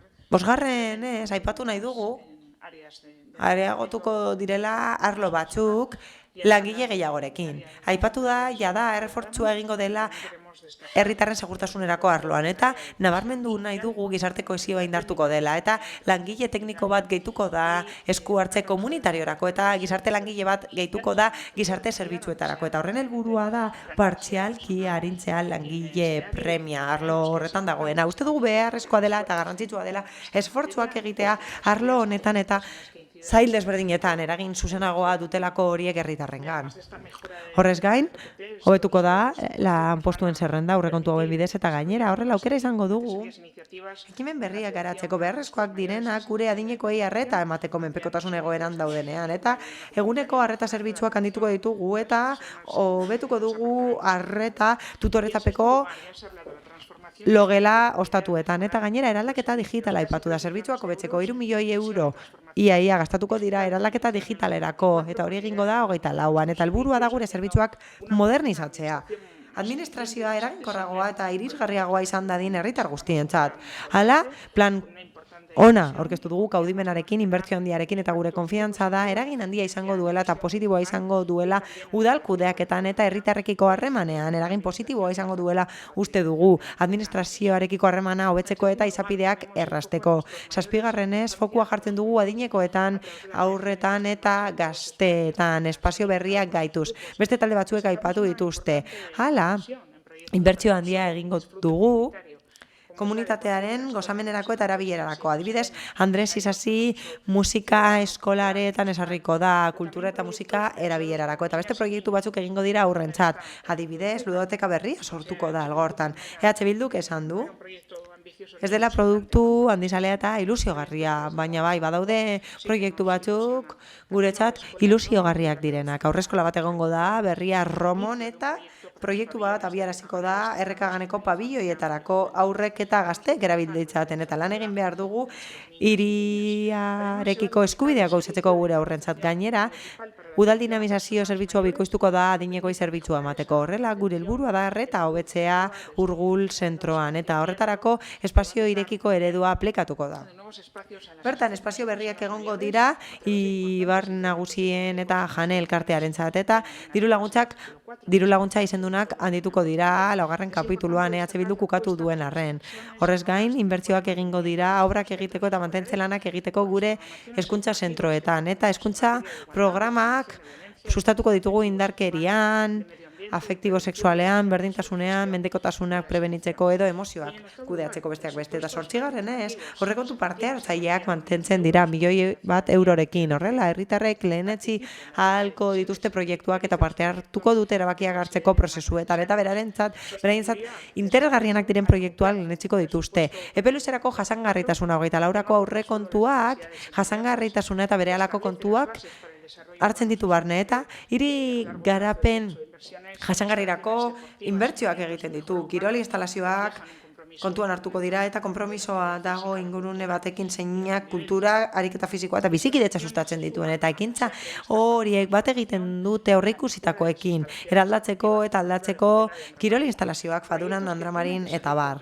Eta proiektu horiek zehaztuko dira eta hornidura edo suskidura ekonomikoa emango zaie legegintzaldian zehar 23-27 legegintzaldian eta horiek guztiek inbertsio handiak izango dituzte hurrengo ekitaldian 24an. Horietako batzuk jasota daude aurrekontuan eta gainera berreskuratu egingo dira diru zaintzako soberakinekin eta aurrekontu teknika hori ohikoa da naiz eta EH Bilduri ez zaion ondo iruditzen. Aurrekontua dokumentu bizia da, lanerako dokumentu bizia eta horrez gain diru laguntzak handituko ditugu sartze aktiboko elkarteentzat. Eta informazio batzordean aurreratu zen. Hala, 6. kapituluan 9% igoera egongo da eta laburbilduz guretzat aurrekontua ona da, ondo dago dimentsionatuta, gainera ikuspegi integrala du getxoren garapenerako eta ongizaterako eta arlo guztietan eta organismo autonomoetan aurrekontua igotzen da eta esan bezala, ez dira zergak handitzen eta ez dago zorrik, naiz eta beharrezkoa bada aukera hori daukagun noski. Ez da soilik horri bat zifrekin. Borondate politikoaren isla da. Seguir construyendo nuestro municipio.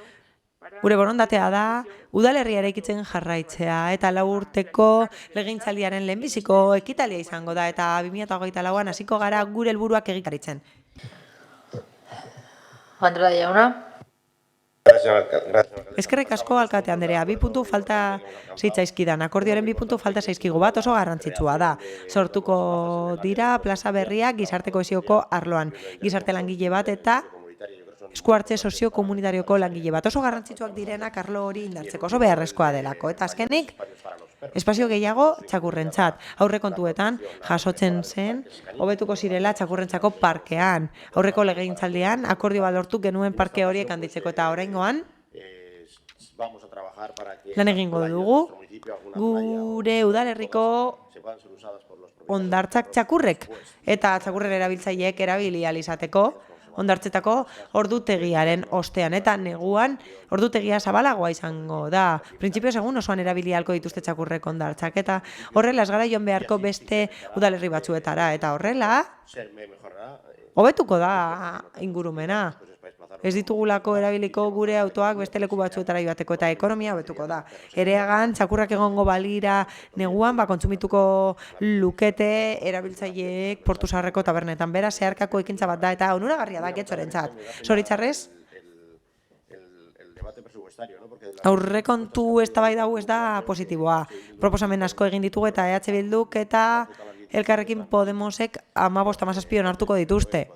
Beraz, hasten ditu halko lirateke aurrekontuan. 17 proposamen babestuko dituzte eta uste dut onuragarriak direla denontzat. Batzuek esaten dute, bereak direla proposamenak, Xabierrek esaten du, bereak direla proposamenak, esan du aurreskola bere proposamena dela, eta nik esan nizuen atzo, 2006an aurreskolaren inguruan hitz egin genuela, beraz ez esan zuen proposamena denik eta hiribusa zuen proposamena denik gehienak, gure proposamen historikoak dira, eta zuek esan duen bezala, ondo iruditzen zaizkizuek gure proposamenak, eta nik uste dut 17 proposamenak partekatzen dituzuela, 15 minutu eman dituzue, eztabaida honetan, kritikatzen gure eta gobernu taldearen arteko akordioa, eta esan bezala, akordioa baterako lanaren emaitza da, asko lan egin dugu horretarako eta onuragarri izango da akordioa. Eta horrela, udalerriaren gehiengoaren akordio bat gehiengoa da, eta 15 minutu eman dituzue kritikatzen gure akordioa, baina osoko emendakin honetan espero nezakeen zuen ikuspegia planteatzea, esatea zuek zer espero duzuen eta zer planteatuko zenuketen, eta zein izango litzateken zuen aurrekontua. Orain arte ez dut entzun zein den zuen getxo, besterik gabe kritikatu duzue gure akordioa, eta tristea da, getxostarrek aukera izan ez izana jakiteko zein den zuen ikuspegia eta nola ikusten duzuen zuek getxo, ez duzuen nahi hiribusa, ez duzuen nahi udaltzaingorik, ez duzuen nahi aparkalekurik, beraz nahiko genuke jakin zer nahi duzuen zuek getxorentzat. Getxo hori ez baduzuen nahi, zer getxo nahi duzue? Guk ez dugu osorik aldestu aurrekontuak gauza batzuekin ez gaudelako ados. Aipatu ditugu batzuk eta legegintzaldian zer aipatu ditugu beste batzuk eta aipatzen jarraituko dugu etorkizunean eta horregatik ezin dugu aldestu gauza batzuk aldatu beharko liratekeelako. Baina etxera noa jakin gabe zein den zuen etorkizuneko getxo, hau da, EH Bilduren eta Elkarrekin Podemosen etorkizuneko getxo zein den ez dakit. Rengo 4 urterako lana egin dugu. Herritarrek jarri gaituzte gure lekuan eta guk defendatu behar ditugu gure proposamenak eta orain 15 minuturen ostean ez dakit zein den zuen proposamena. Ez dakit zeintzuk diren zuen proposamenak etorkizunari buruz. Osoko emendakina aurkeztu baduzu ere, gero partzialak aurkeztuko ditugu baina gauza zehatzak dira eta txikiak eta horretan ez da jasotzen gure ikuspegi estrategikoa egia esan. Guk 17 ekarpen egin ditugu, hobetu dugu horrela aurrekontua eta eskertzen diogu alderdi nazionalistari eta PSeri bere jarrera eta aurrekontuetan izandako negoziazioa eskertzen diegu eta orain gure konpromisoa da betetzea, egikaritzea aurrekontua. Askotan esan dugun bezala, gauza asko planteatzen dira eta ez dira betetzen, baina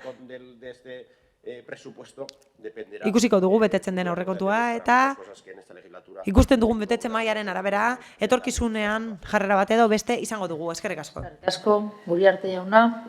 Eskerrik asko. Bueno, lo estaba comentando Eduardo, ¿no? Eduardo, esan bezala, osoko emendakinak aurkeztu dira, eta gero beste 20 minutu ditugu emendakin partzialak aztertzeko eta hor bai, zetasunetan sartuko gara, bakoitzak bere emendakinak aurkeztu dituelako. Eta nik mezu bakarra bidali nahi dizuet, bigarren txanda honetan. Ez dut argudio sakonik entzun, ez EH Bilduren gandik, ez Elkarrekin Podemosen gandik. Ez duzue argudio irmorik eman osoko emendakina mantentzeko. Ez dut entzun horrelakorik. Emandako argudioetan denbora gutxi eman duzue. Sakonetan denbora gutxi eman duzue. Eta gainera, argudioak ez dira sakonak izan eta eztabaidatu ditugu nahiko ondo, bai gobernu taldetik, bai oposizioko talde nagusitik. Bat egingo duena gure aurrekontuarekin, abstentzioarekin, eta teknika ohikoa da. Argudio sakonik ez dagoenean, pertsona batzuek askotan zer egiten dute zentratzen dira forman, eta ez dira argudio sakonetan sartzen, eta horretan geratzen dira ez gaude ados, uste dugu ez dela nahikoa esandakoa, eta horregatik aurka bozkatuko dugu logikoa den bezala. Bi osoko emendakinen aurka bozkatuko dugu logikoa den bezala, mila esker. Benito jauna, 3 minutu. Bai, lehenik eta behin, azkenengo hitzaldiarekin hasiko naiz, inkestaren beste datu bat emanez. Euneko 31 uste du hobetu dela udalerria, eta aurrekontu honekin ez dago itxaropen handirik, hobetuko denik pertzepzio hori, hobetuko denik zifra hori. Ez du ematen behintzat. Esan da, ez dagoela argudio sakonik aurrekontu hau kritikatzeko, hori esan da. Beno, gure iritzia esan dugu jada orokorrean. Opakoa da gure ustez, murrizketak dakartza aurrekontuak, kontinuista da, ez du handizaletasunik eta gainera ez dira ezagutzen auzoak. Eta zertan oinarritzen gara hori esateko? Hasieran esan dut, nire lehen biziko hitzaldian esan dut, eta gian ez duzu entzun, baina hori bere beste arazo bat da. Ez dago ezer etxe bizitzaren eremuan, esaten da, aurrekontuan euneko gehiena bideratzen dela etxe bizitzara, baina ez dago neurri berrik eremu horretan. Bai, areagotzen da, aurrekontua handiagoa delako. Ez dago ezer, eskola publikoa betzeko, ez dago neurri handirik jasangarritasunarekin lotuta, edo energiarekin lotuta, eta ez dira gutxiengoak betetzen, jasangarritasun legea betetzeko, energia jasangarritasunaren legea, alegia zerbitzu publikoei dagokienez, udalerriak berdin jarraituko du, eskas jarraituko du eta premia berberak mantenduko ditu, hau da. Horiek dira argudioak. Ez dugu aurrekonturik, erantzungo diena gure auzoen premiei eta gure auzotarren premiei.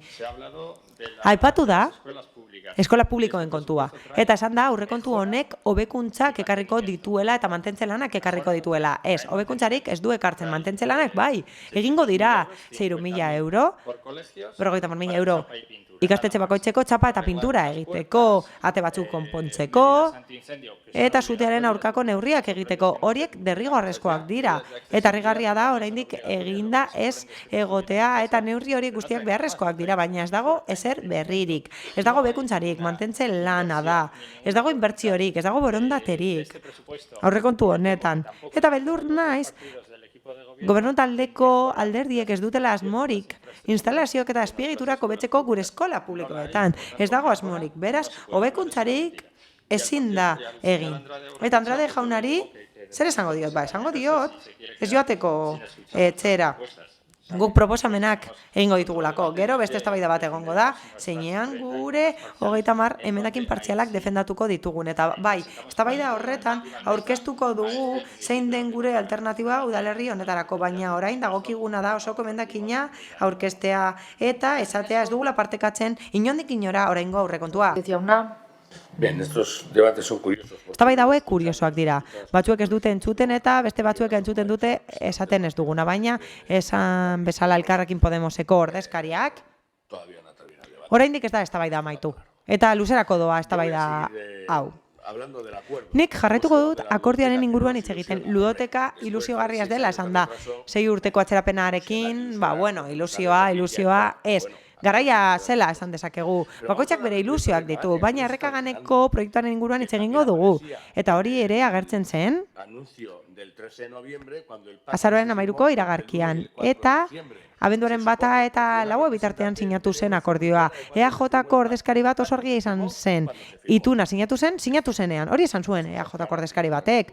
Gauzak argi, horrela esan zuen, baina zer gertatzen da errekaganen? Ba, udalak akordioarekin planteatzen du 50.000 euro gastatuko direla proiektu batean, idatzita dagoen aia da. 2018tik dago idatzita, eta 1.000 euro gastatu ziren idazteko, eta gainera udalak saritu zuen arkitektura estudioa. Eta bai, egia da, proiektu hau idatzita zegoela akordio batean oinarrituta. Gazte asanbladarekin sinatu zen proiektua. Romokoarekin sinatu zen eta esen errespetatu eta Alderdi Popularrari inoiz ez zaio gustatu proiektu hori, baina 50.000 euro gehiago gastatzea eginda badago, absurdoa da, ezta? Baina bakoitza jakingo du zer pentsatzen duen. Eta gero, aipatzen dira dirulaguntzak etengabe, eta bi gauza gertatzen dira horrekin. Dirulaguntzekin finkatzen da 100% igoera hori. Hori egin zen kreditu gehigarri baten bidez. Eta horregatik lortu da akordioa, baina aipatu da Ibar Nagusien etxea eta ajan etengabe aipatu dira horiek. Ibar Nagusien etxea kanporatu duzue bere lekutik, paloka gainera. Eta zeukaten dirulaguntza emango diezue. Pandemia baino lehen zutena emango diezue eta meraia jartzen duzue. Baina berreskuratu besterik ez dute egingo. Ajanerekin zer gertatuko da? Kurari, apaizari ematen zenioten, eta orain ajaneri emango diozue. Eta hau da aurrekontuek esaten dutena. Eta hau da errealitatea, bide batez. Hauze ez da akordioaren emaitza, lauko prentzaoarraren arabera. Hauze dirulaguntzen eranskinean agertzen zen jada. 211 horri aldean, eta kodeak aipatzen ari da, hitzez hitz, dirulaguntzen edo aurrekontuen proiektuan agertzen ziren, hauek guztiak. 13an jaso genuen aurrekontu proiektua, eta beno, norberak zer esan dezake, ba, bueno, esaten digute, ez dugula ezer esaten aurrekontuaren inguruan. Andradek esaten du txakurren kontua, bai, Askorriren kontua proposatu zuen Alderdi Popularrak, baina ez zaigu gustatzen guri, eta bukatzera noa. Eta gero polizia gehiago ditugu, bai, eskuindarren aurrekontu bat da, eta ez gaude harrituta. PSE ados dago, PSE eskuinaren eta eskerraren artean aukeratu behar duenean, eskuina aukeratzen du Euskadin, eta horrek zerbait esan nahiko du, eta besterik gabe gero jarraituko dugu. Díaz Andrea. Kasko alkate Andrea. Bueno. Elkarrekin Podemosek esaten du, ez dugula hobekuntzarik aurkeztu, esanguratsua denik aurreko urtearekin alderatuta, gehikuntza txikia baino ez daudela. 10 milioi euro areagotzen dira, eta uste dugu hori ez dela gehikuntza txikia. Begibistakoa den bezala, gure ikuspegia ez da berbera. Bestalde, uste dut, ese contenido tan crítico de esa enmienda a la totalidad. osoko emendakinaren edukia oso kritikoa dela eta gauza asko esan dira. Bastante gruesas. Baina nahiko gauza potoloak esan dira. Egia da, zure formak oso onak direla, baina zure hitzak potoloak direla. 30 enmiendas. 30 emendakin aurkeztu dituzue. Aproximado del 3% del presupuesto. Aurrekontuaren 3% igoerarekin edo 3% edukiarekin. Ez dakit zergatik den hain txarra, baldin eta aurrekontuaren 97 babesten baduzue, modu tasitoan bada ere. Hezkuntza etengabe aipatzen duzue eta esaten duzue gobernu honetan gure asmoak direla ahultzea eta babesgabetzea hezkuntza publikoa. Hori esan duzue, baina nola ausartzen zara hori esatera? Ez dakit ezagutzen duzun tokiko erakundeen legea, Euskadiko tokiko erakundeen legea edo tokiko araubideen legea. Ez dakit erakundeen eskumenak ezagutzen dituzun eta gure eskumenak ezagutzen dituzun. Gonbidatzen zaitut aztertzera zeintzuk diren gure eskumenak hezkuntzaren arloan. Agian proposatzen duzue Eusko Jaurlaritzaren eskumenak egikaritzea. Agian zuk hori nahi duzu, baina gure eskumenak lotuta daude mantentze lanekin. Eta zuk ez duzu aipatzen inbertsio asko egiten ditugula. Batzuetan lankidetzen egiten ditugu inbertsioak Eusko Jaurlaritzarekin. Dirua aurreratuz eta laguntzak proiektuan aurkeztuz. Guri ez dagokigu hori egitea, baina guk hori egiten dugu eskola publikoaren alde askotan, bere eskaria betetzen dugu, asetzen dugu eta gainera etengabe udal eraikinetatik eta hezkuntzatik kodeatzen dugu zentroen hobekuntza beti ere elkarrizketan oinarrituta eta udalak aztertutakoan oinarrituta, inbertsio handiak eginez eta itzulera handiarekin. Beraz, ez dizut baimenik emango esateko ahultzen dugula eta gure helburua dela ahultzea eta babesgabetzea hezkuntza publikoa. Ez duzu aipatu ere egin inbertsioak egingo direla gizarte eskuartzean eta eskuartze komunitarioan esandakoa lotsagarria da eta errespetu falta da, naiz eta oso modu atseginean esaten duzun. Eta EH Bilduk esaten du eskuindarren aurrekontua dela.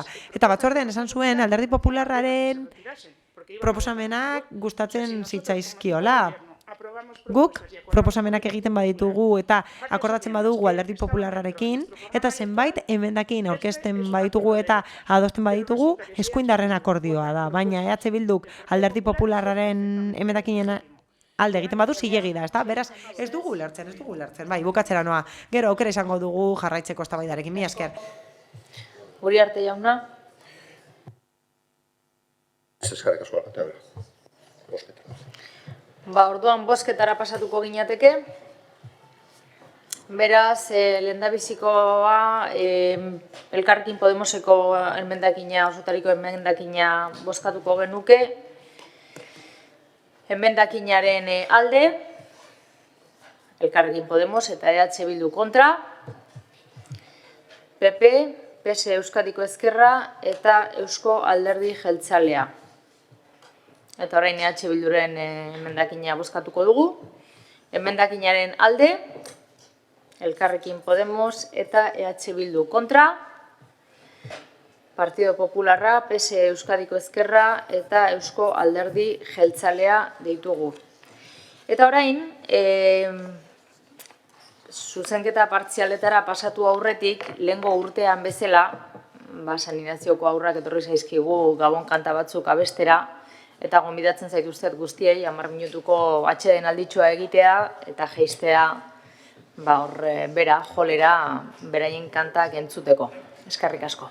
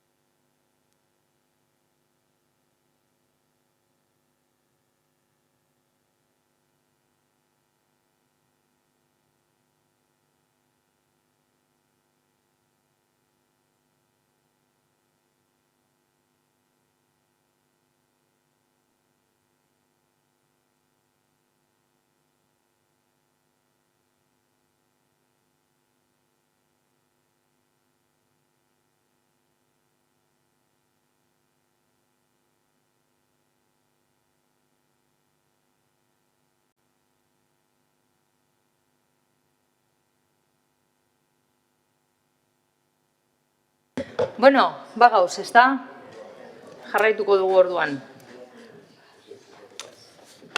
Bueno, orain zuzenketa partzialei hasiera emango diogu, gogoratzeko, izango ditugu berriro 3 txanda, talde guztiak 3 txanda, 12 minutu, 7 eta 3. Denbora soberan dago hitz egiteko, orduan ni ikusten duzutenez zorrotz nabil denborarekin. 45 segundu lehenago edo nik abisatzen dizuet denbora amaitzen ari dela zuen diskursoa amaitzeko. Bestela gero, hasten gara luzatu eta luzatu. Así que jarraituko dugu.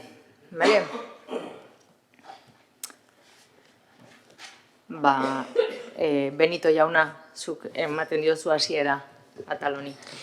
Sí, muchas gracias de nuevo, señora alcaldesa. Eskerrik asko, alkate Andrea. Bueno, zirriborro honi emendakinak aurkeztea ez da batere erraza izan.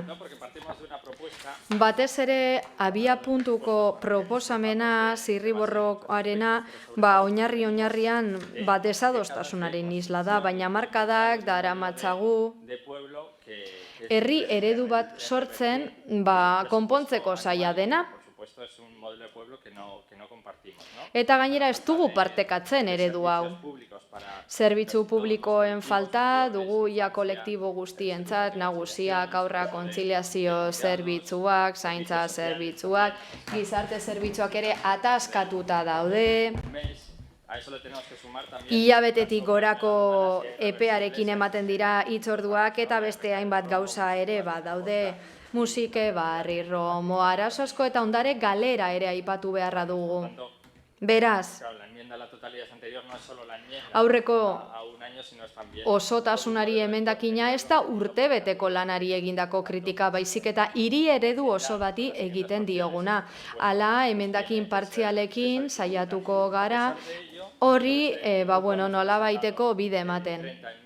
30 emendakin aurkeztu ditugu, gure udaltaldetik eta guztira 4 milioitik gora mobilizatuko ditugu. Esan da, aurrekontua ajustatua dela, kreditu globala baino etzegoela, negoziaziorako, baina ikusi dugu borondatea baldin badago, baliabide asko mugi daitezkeela guztion interesekoak diren zerbitzuetarako.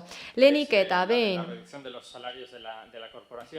udalbatzaren soldataen murriztea eskatu genuen gure taldeetik, antolakuntza batzordera eramandako proposamenarekin 420.000 eurotik gora aurreztuko genituzke eta begira zenbat gauza egin daitezken diru kopuru horrekin.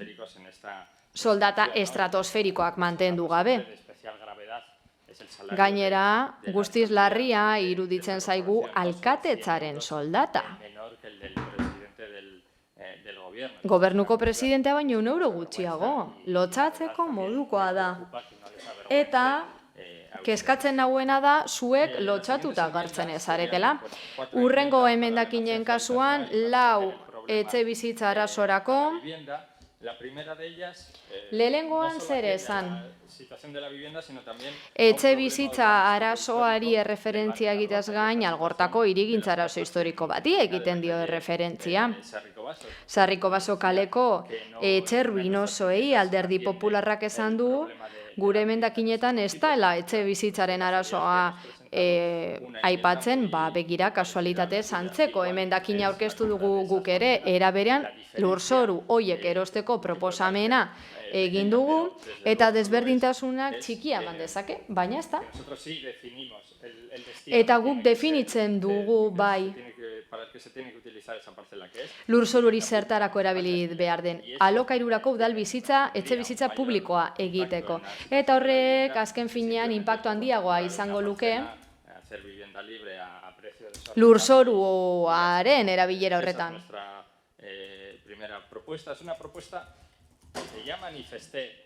Lehenengo proposamen hau hirigintza batzordean irailean aipatu nuen jada. Eta harritzen nauena da bere garaian hirigintzako zinegotziak esan zuela udala 2018 jada lanean aritu zela honen guztiaren gainean. Eta ideia ona iruditzen zitzaiola. Ba, zer nolako sorpresa, 3 hilabete geroago egikaritzen ari zarete hori, kasu honetan alderdi popularrarekin batera. Eta prentsa ohar baten bitartez gehitu zen bide honetara. Kontutan izan dara oso gobernu taldea bera sortu zuela. Dar una solución a estas viviendas en la calle Sarriko Baso. Sarriko Basoko etxebizitza arazoa konpontzeko esan bezala. Una enmienda para aplicar las medidas del decreto vasco de vivienda. Bestalde, etxebizitza hutsetarako euskal dekretoan jasotakoa betetzeko eskatzen dugu, eta hortxe daude etxebizitza hutsa, baina udalak ez ditu erabili nahi, ondarea mugiarazi behar dugu, eta bestalde osoko bilkuretan eskatu izan dugu, emendakin bat aurkeztuko genuela, nolabaiteko bulego bat irekitzeko etxebizitza eskubidearen alde egingo duena. Horrela, gu nahi duguna da legeak betetzea, bizilagunei informazioa ematea eskubide eta obligazioen inguruan, eta erabateko analizia egitea. Horrez gain, udaletik bizilagunei une oro informazio ematea etxebizitza saian. Gainerako emendakinak zeri buruzkoak dira. Bueno, gure eskola publikoetako instalazioak hobetzera bideratuta daude, eta ez txapai pintura utz bat egiteko, hau da, eskola publikoa egoera honean mantendu nahi dugu, bizirik mantendu nahi dugu, eta horretarako inbertsio gehiago egin behar ditugu, hobekuntza gehiago. Eguneraketa lanak. Hoien bitartez, bide batez esan behar duguna da ez direla gure inbentzioa, eskaera historikoak dira guraso elkartenak tartean. Zabalako eskola publikorako Algortan 800.000 euro inguru erreserbatu genituen bertako lurzorua erosteko. Eskola honen patioa hobetzeko, eta gainera hori gutxi balitz, lagatako patio bat erabili behar zuten, eta apoan zer gehiago esaten da, etxebizitza librea eraiki nahi dela patio horretan. Niri asko kostatzen zait hori kalifikatzea. Niretza zer den esatea. Horrelako proposamen batek ez du izenik ere. Guazen patio bat kentzera eskola publiko bati Algorta erdigunean, eta guazen etxeak egitera bertan. Patioak kendu etxeak egiteko.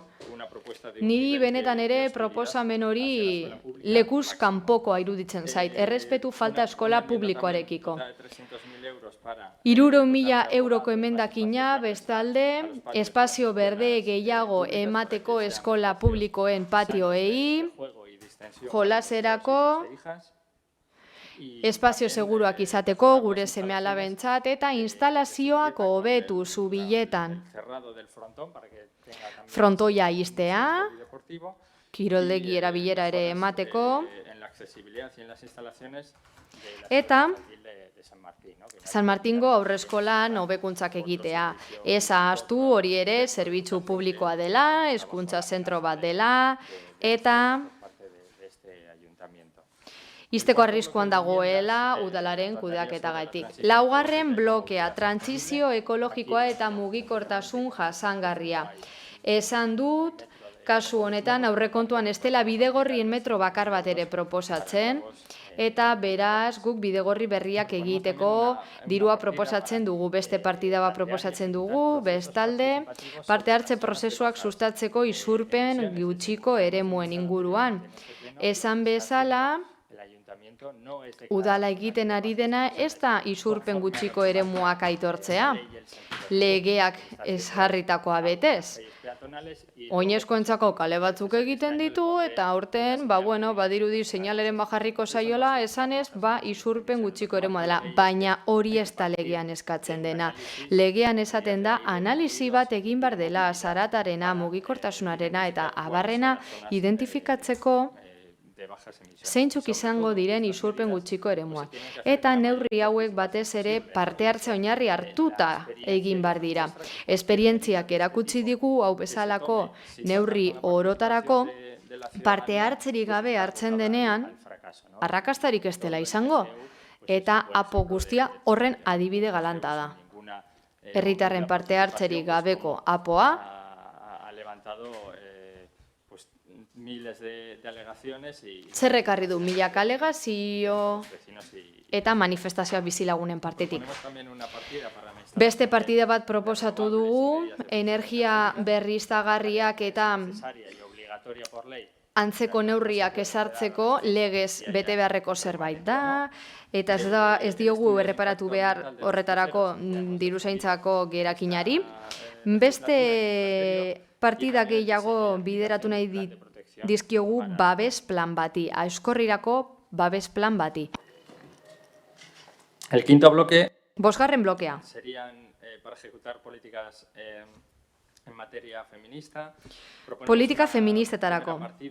Lehenengo partida bat, Para llevar a cabo de una vez por todas una behingoz propuesta de la legislatura pasada de aurreko legegintzaldiko proposamen bat gauzatzeko, aho batez onetsi zena ganera, un mural en memoria y mural bat egin nahi dugu, de las víctimas de violencia machista. indarkeria matxistaren biktimen omenetan, hori pendiente daukagu eta emendakin honekin gauzatuko litzateke, eta zer gehiago, Municipal, ¿no? Esto es una udal zerbitzu bat proposatu nahi dugu, como Barcelona y indarkeria kasutarako eta Bartzelonaren kasuan esate baterako egiten da, ja da, udalak kudeatutako zerbitzu publikoa da, menores que facilitan. kasu honetan adingabei ere hartatzeko eta kontziliazio neurriak hartzeko batez ere guraso bakarreko familiei laguntzeko eta baliabide gutxien dutenei baita. Kontziliazioa azken finean ezin da izan Tenerlo si tienes dinero pues para pagar dirua duenak bakarri permitidu dezaken zerbait. de otra índole. Para nuestro comercio Merkataritzarako, tokiko merkataritzarako zer uste dugu garrantzitsua dela, gure kale eta auzoetako bizitza suspertzen jarraitzea, merkatariekin batera eta horregaiti proposatu genuen eta aurrekontuan jada txertatu da, partida bat areagotzea lonjak piztu ekimenerako eta transmisio enpresarialeko programa bat abiarazi nahi dugu baita. Erretiro hartzen duten pertsonek negozioa existeko edo jarraitu ezin dutenean existeko negozioak izten badu egon daitezela aukerak berreskuratzeko. Bestela zaila delako hori guztio dakigu. Bueno, eta gure neurriaren bitartez, nola baiteko erreleboa aurkituko genuke negozio hientzat. Bideragarria direlako berez, baina arrazoi bat edo beste dela eta uzten direlako, itxi egiten direlako. Zer gehiago proposatzen dugu?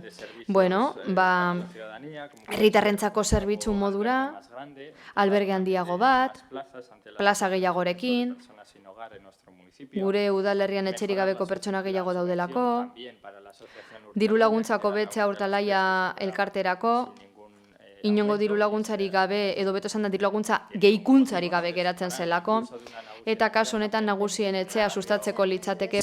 de Andramari, sí. Zer gehiago? Me queda minuto y medio. Minutu eta erdi geratzen zait nire erlojuan ikusten dudanez. Proposatzen dugu baita, auxiliar gehiago kontratatzea udalgoitzarako. Para mejorar la atención a las personas mayores. Adinekoen arreta hobetu nahi dugu. Para el barrio Andramari y Aldapas y para el polideportivo de Andramari. Debemos tener distintos relojes. Eskerrik asko.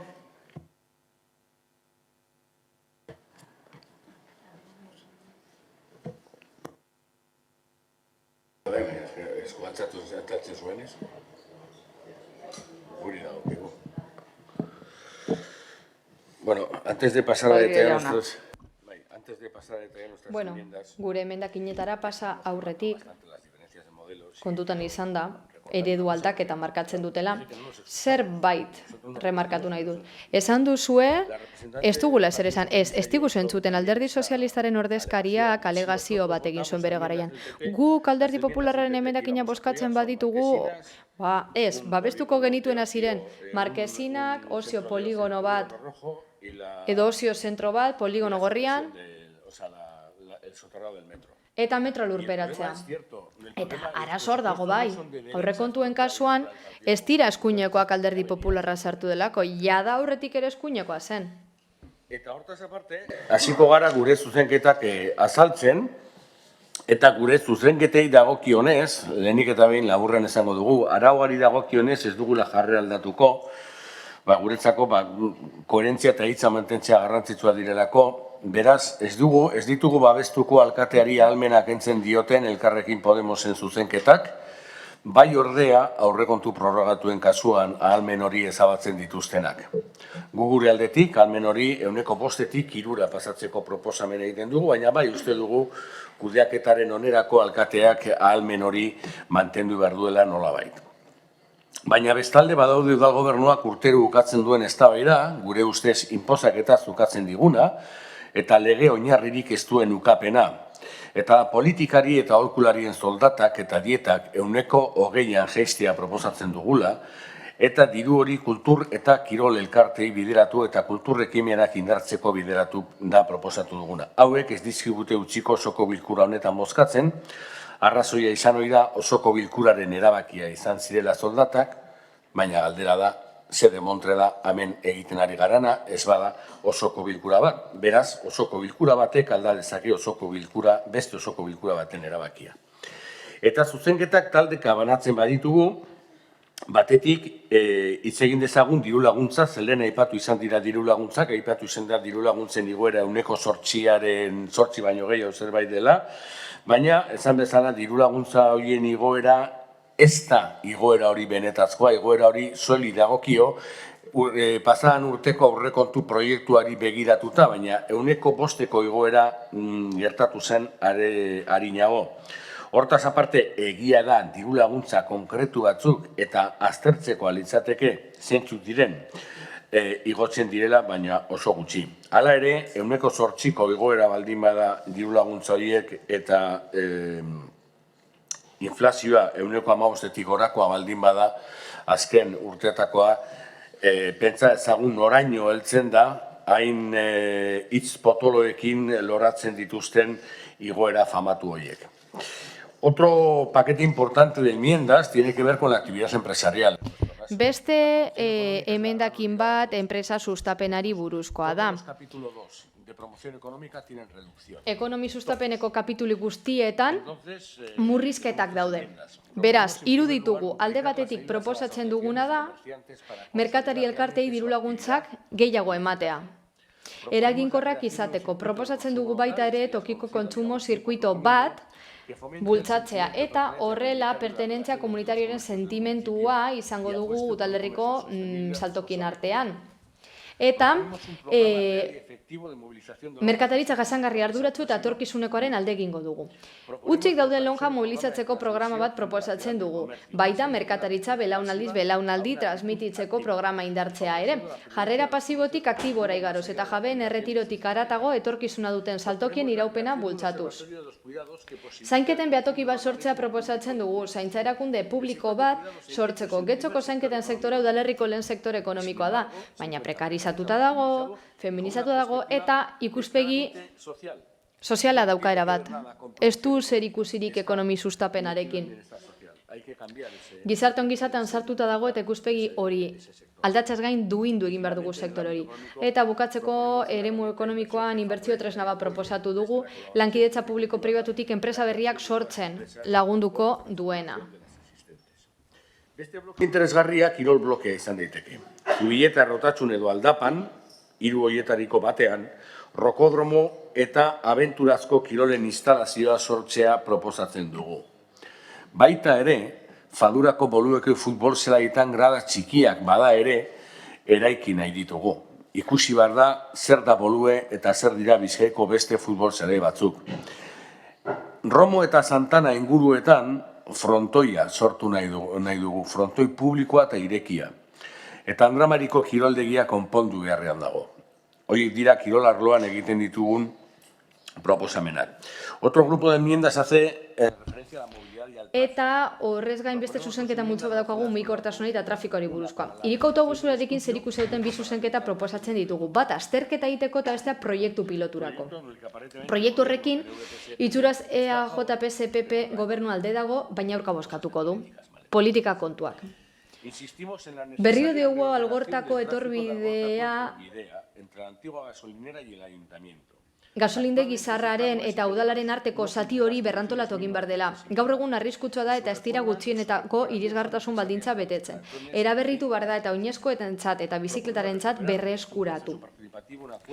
Proposatzen dugu EAJ, PS eta PP lortu zuten akordio bat berreskuratzea prozesu parte-hartzailearen bitartez, eta EAJak eta PSek uko egin dut akordio horri PPren isultasunarekin. Euskal Herria kaleko zati bat oinezkoentzako jartzea. Hori agindu zen eta inbertsioak egin ziren eta berreskuratu beharreko proiektua da. Parte-hartze prozesu batekin egin behar dugu. Neurri ausart eta berritzailea behar ditugulako. Interes eta eskubide kontrajarri asko direlako tartean. Proposatzen dugu baita oso revoluzionarioa den zerbait. Aretako metroaren irteeraren inguruko galtzada harriak ordezkatzea. Baina hori ere ukatuko dute EAJ, PS, PP. Sarriko baso jendearen berreskuratu nahi dugu, baina ez bakarrik terrenoa. Kale osoa eta Getxoko arteria bihurtu, trafikoa motelduz, bidegorriak eginez eta ingurune begirunetsuagoa bihurtuz, Getxoz terrentzat. Eta horri lotuta, Kasunek zer aukera planteatzen dituen aztertu nahi dugu, egora aztertu da. Ikusi nola eman diezaiek egun lehentasuna pertsonei autoen aurrean. Eta aldi berean dinamizatu eremu hori. Urtetan esan dugu, urtetan eskatu dugu, eta ez gara nekatuko. Urtetan ez ukatu zaigu, urtetan etxak ez dira garbiak izan, eta orain emakumeen etxea dela eta kudeak eta ere kanpoko enpresa batek egingo duela esan digu udal gobernuak. Ez da berdintasun teknikari berririk egongo, eta oinarrizko eskaria da. Kultura arloa liburutegi berri eta duin batean hasi behar gara pentsatzen. Liburutegi berri bat, handia, Getxok merezi duena. Andramari edota Trinitario aldean kokatu daitekena, eta berarekin batera zine areto bat. Ez dugu urte batean egingo, jakina, baina horretan ere pentsatu behar dugu. Eta ondare kulturalez ari garela, gure ondarea babesteko tresna berriak ere proposatzen ditugu, aztertu beharrekoak. Agerian da azken urte hauetan, Getxon, ezaguratsuak ziren eraikinak bota egin direla. Ondarea galtzen ari garela, eta gure ondarea ezin da jauregietan, jauregi soilietan geratu. Tresna berriak planteatzen ditugu arlo honetan. Eta gure herrikideak diren txakurrentzak parke berri bat ere proposatu dugu, PNV, PP, PSek ukatuko duten parkea. Finalmente, tenemos que mencionar las medidas... Azkenik, etxebizitzaren arloan proposatutako neurriak aipatu behar. Horietako bati buruz luze hitz egin genuen. Utzi dagoen etxebizitza lokairuan jartzeko, mobilizatzeko plan bat nahi genuen. Jabetzari segurtasuna eskainiko diona. Eta ordiziarekin konparatzen gaituzte, baina begira zenbat bizan dituen, Getxok begira zenbat dituen, 75.000, ia, ez dira konparagarriak bikauzua, baina bakoitzak nahi dituen konparaketak egiten ditu. Eta, jakina, lan egin beharra dago. Gure posizionamendu ideologiko ez haratago, merkatuaren errealitatea kontutan hartuta, eta horregaitik uste dugu segurtasun juridiko, tekniko eta ekonomikoa eman behar diegula jabeei baita. Baina zergarloa ez dugu alde batera utzi behar, eta hemen gainera esan da alde batera utziko dela. Izan ere gustatzen zaigu, aitzindariak izatea gauza batzutan, baina gero ez gara esertan ere. Edota aldaketa klimatikoak aurpegiratzen ditugun erronkari aurregiteko neurriak ere plazaratu digu. Energia berriztagarriak indartu eta egikaritzeko plangintza egin eta ezarri behar dugu, eta aspaldi berandugoaz.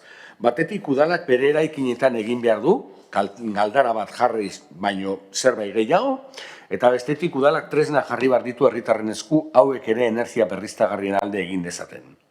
Gurutxontzien eragina ere aztertu nahi dugu, aipatu izan da, beraien eragina ekonomiko-soziala, kutsadura eragina eta barrekoa, eta nola ez, hor galduta daukagun eta inor gogoratzen ez duen Mimenaga berreskuratu nahi dugu. Mimenaga arriskuan dago, espekulatzaileen arriskuan dago, eta horri aurre egin behar diogu. Zegero, etxeak hasten direnean eta hasten direnean eta hasten direnean hitze bidean gertatu den bezala, orduan jarriko ditugu kesak. Baina berreskuratu ditzagun Mimenaga hori baino arinago.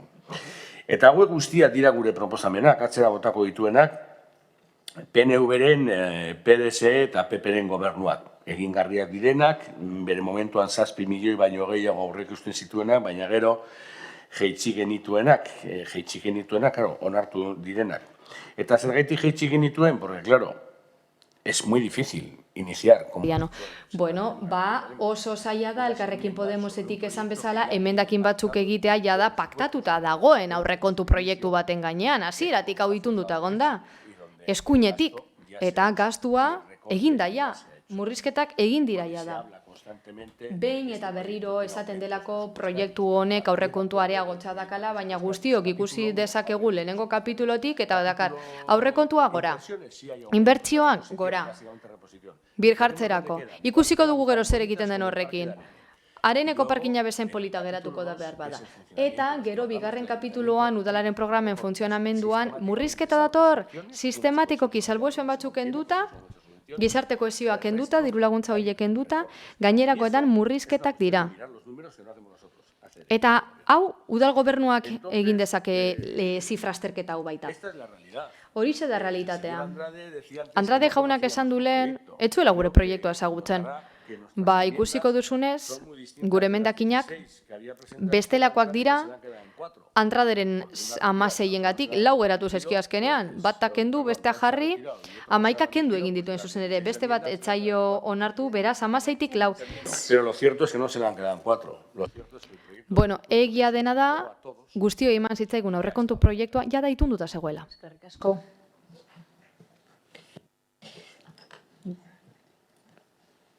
Díaz Anderea.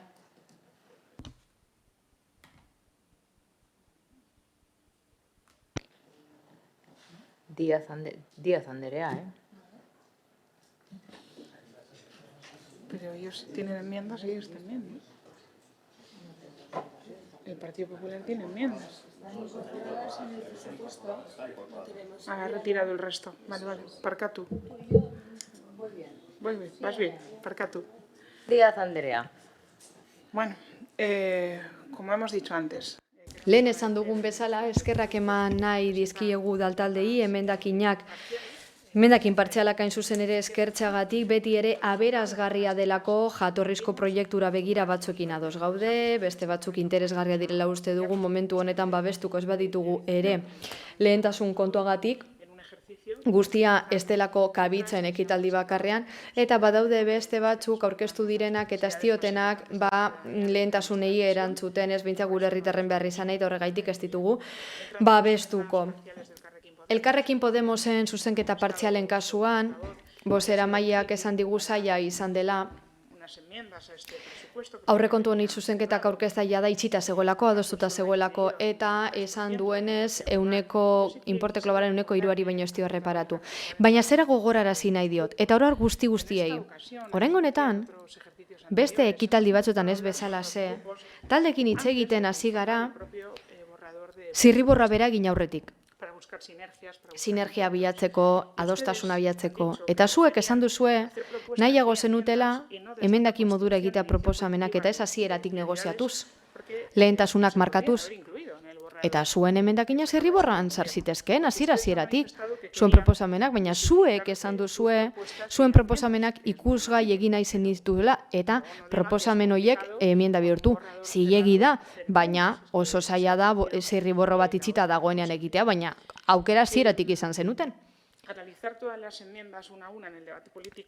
Eta, bueno, denbora batzuk ezarrita ditugunez ezin ditugu emendakin guztiak banan aztertu, baina batzuk bai aztertu nahi ditugu. Eta deigarrienak aipatuko ditugu lehenik eta behin. Lonjak piztu ekimenaren aldeko emendakinaren alde bozkatuko dugu.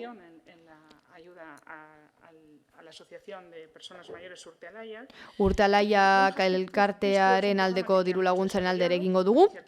Esan bezale, Lonjak piztu gobernu taldearen ekimenez garatutako proiektua da, guztiok babesten dugu, eta oso ondo iruditzen zaigu aurrekontura batzea. Egia da aurrekontua egokitu behar dugula hobeto gainera ekitaldi honetan eskaz geratzen delako proposamena. Bestalde,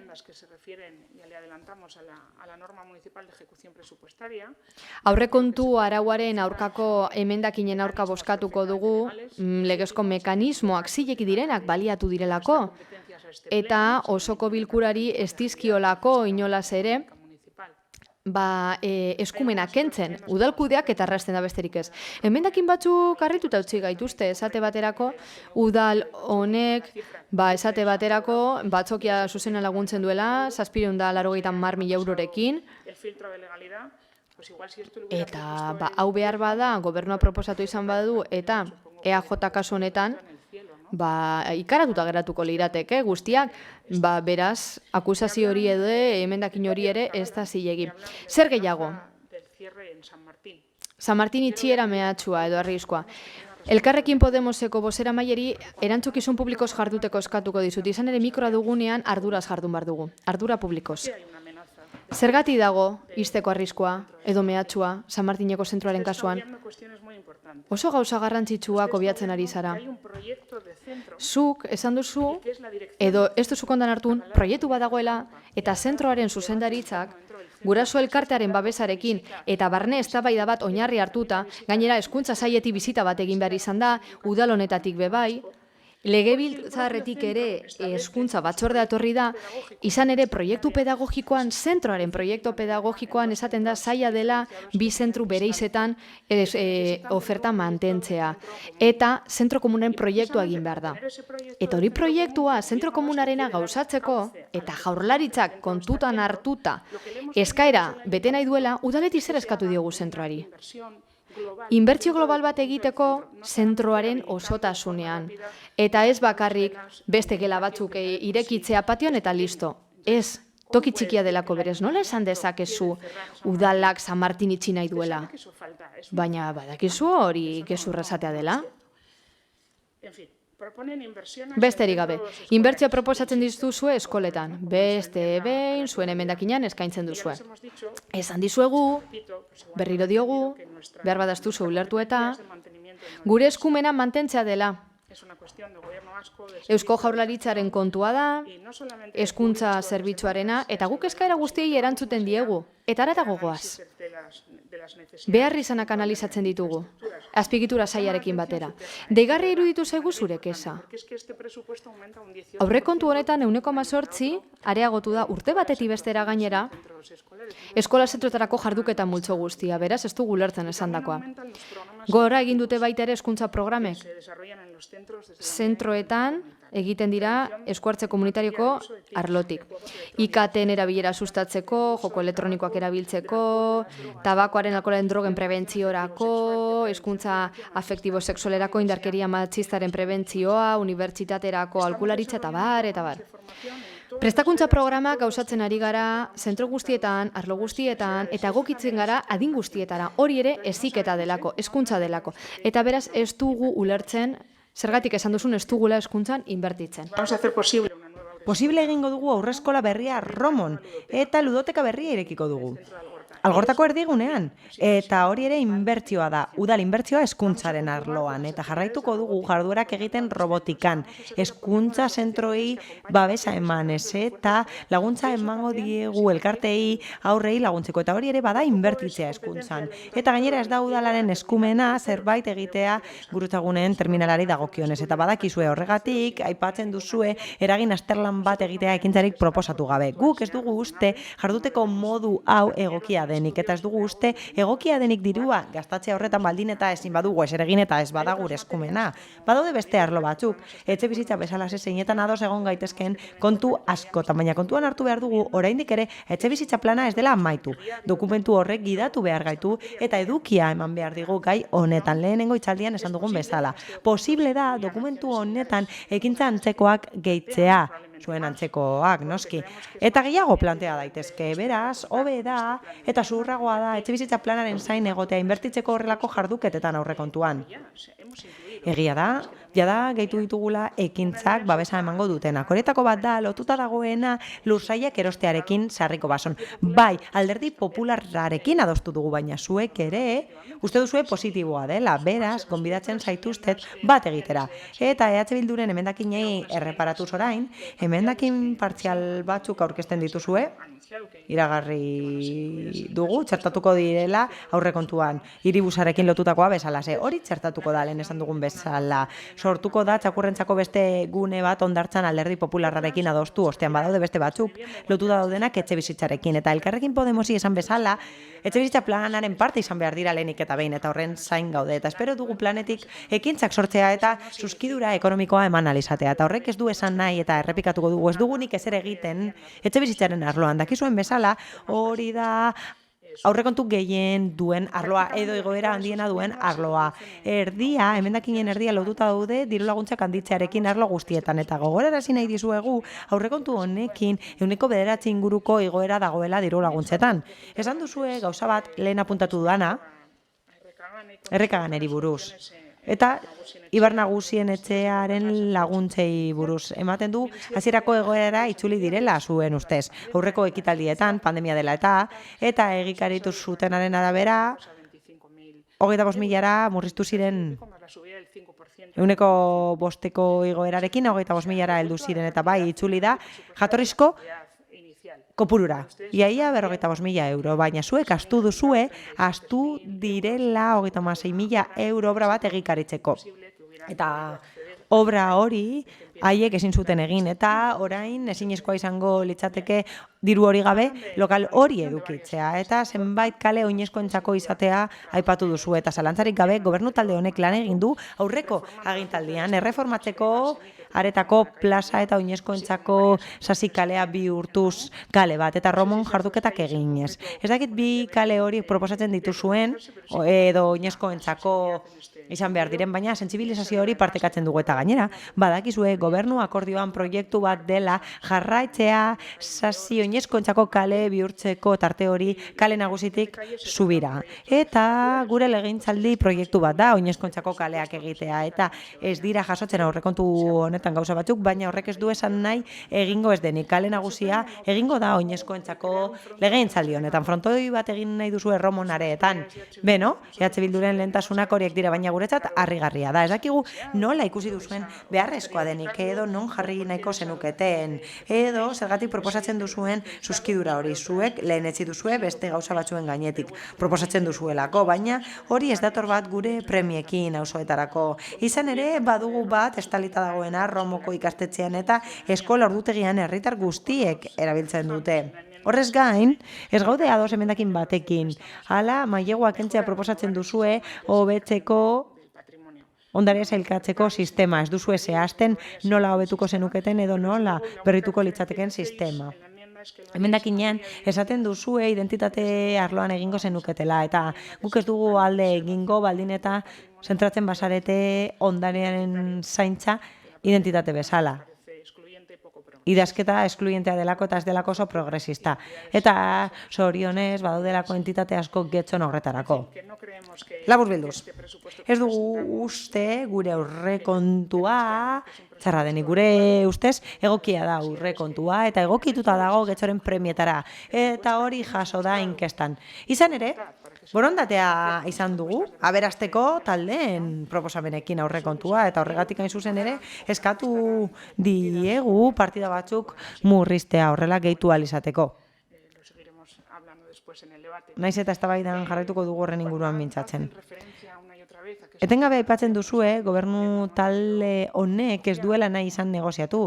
Etengabe esaten duzue ez dela negoziazioarekin jarraitu eta esan genuen negoziatzen jarraitu ahal genuela eta pleno honetara hel genitzakeela proposamen gehiagorekin. Eztabaida publikoan ezin duzue ukatu, zuek zaretela eta ez Alderdi Popularra eskatu duzuenak eta ez emendakinengatik edo edukiengatik, baizik eta zuek eskatu duzuela akordioak edukitzea esklusibitatearekin eta kanpoan usteko eskatu duzue zuek Alderdi Popularraren proposamenak. Andrea jauna. Gracias, alcaldesa. Eskerrik asko alkate anderea. Akordioak sinatzen direnean eta guk aurkeztu genituen zenbait emendakin aurrekontuaren aurrean. Eta hasieran esan dudan bezala, dirua jarri nahi genuen gure ikuspegiak gauzatzeko, gure getxoren ikuspegiak gauzatzeko, gu ikuspegi horrekin aurkeztu ginen hauteskundetara eta askok babestu gintuzten. Eta lehen esan bezala, akordiotara altzeko, gobernu taldearekin batzuk kendu ditugu eta beste batzuk aldatu ditugu eta beste batzuk berraztertu ditugu. Eta bestela aurkeztu behar izan ditugu, noski, baina ideia islatu da aurrekontu akordioarekin, 17 punturekin.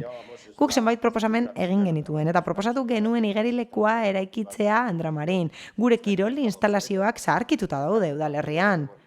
Eta hemen esan dugu ez gaudela ados irizpideekin.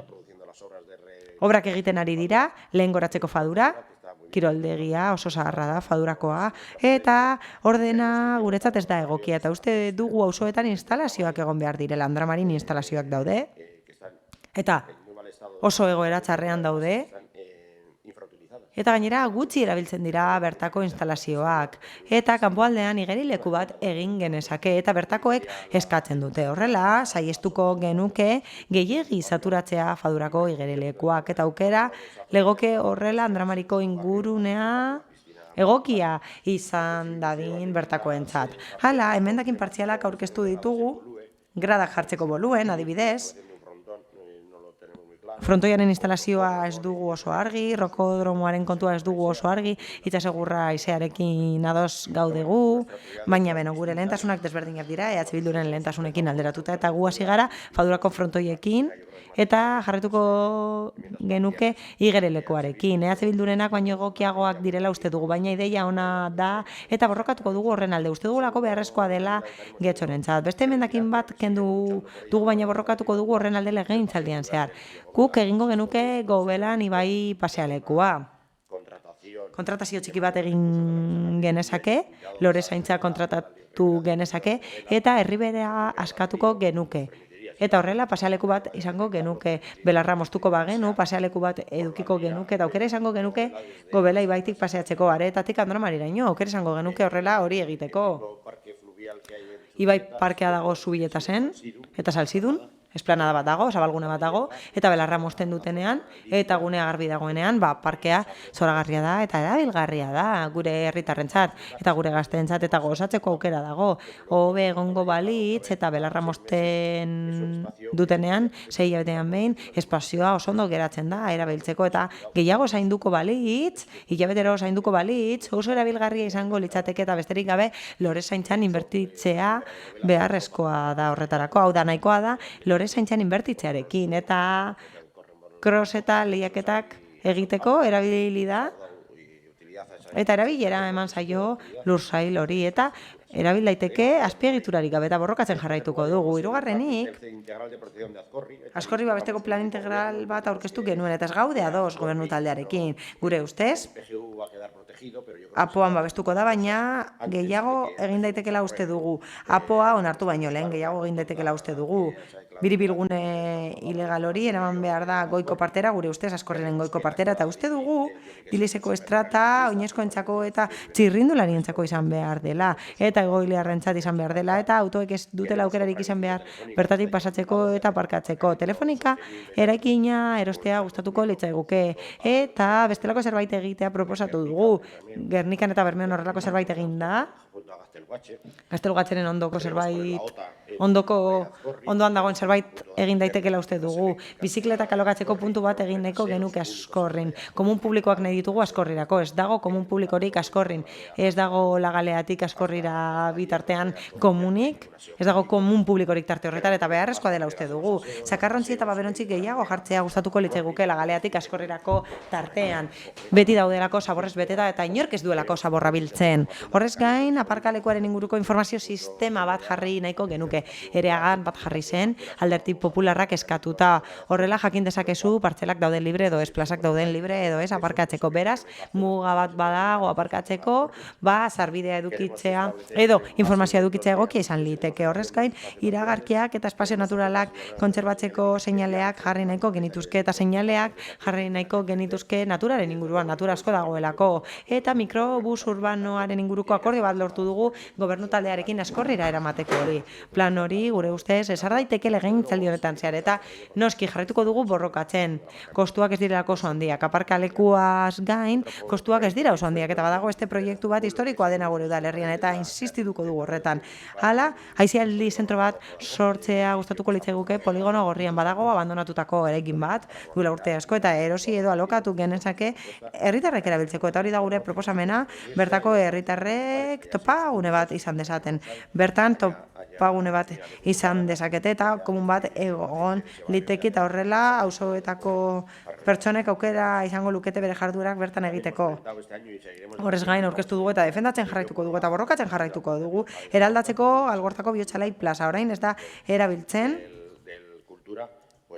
kultura jarduetarako, narriatu da, eta guk uste dugu berreskuratu behar dela herritarrek erabiltzeko, guk uste dugu berdegune bat egon beharko litzatekeela bertan. Berdegune bat beharko genuke, Algortako erdigunean, ez dagoelako berdegunerik, eta uste dugu zaintza eduki beharko lukeela parke horrek, eta komunak egon beharko liratekeela bertan.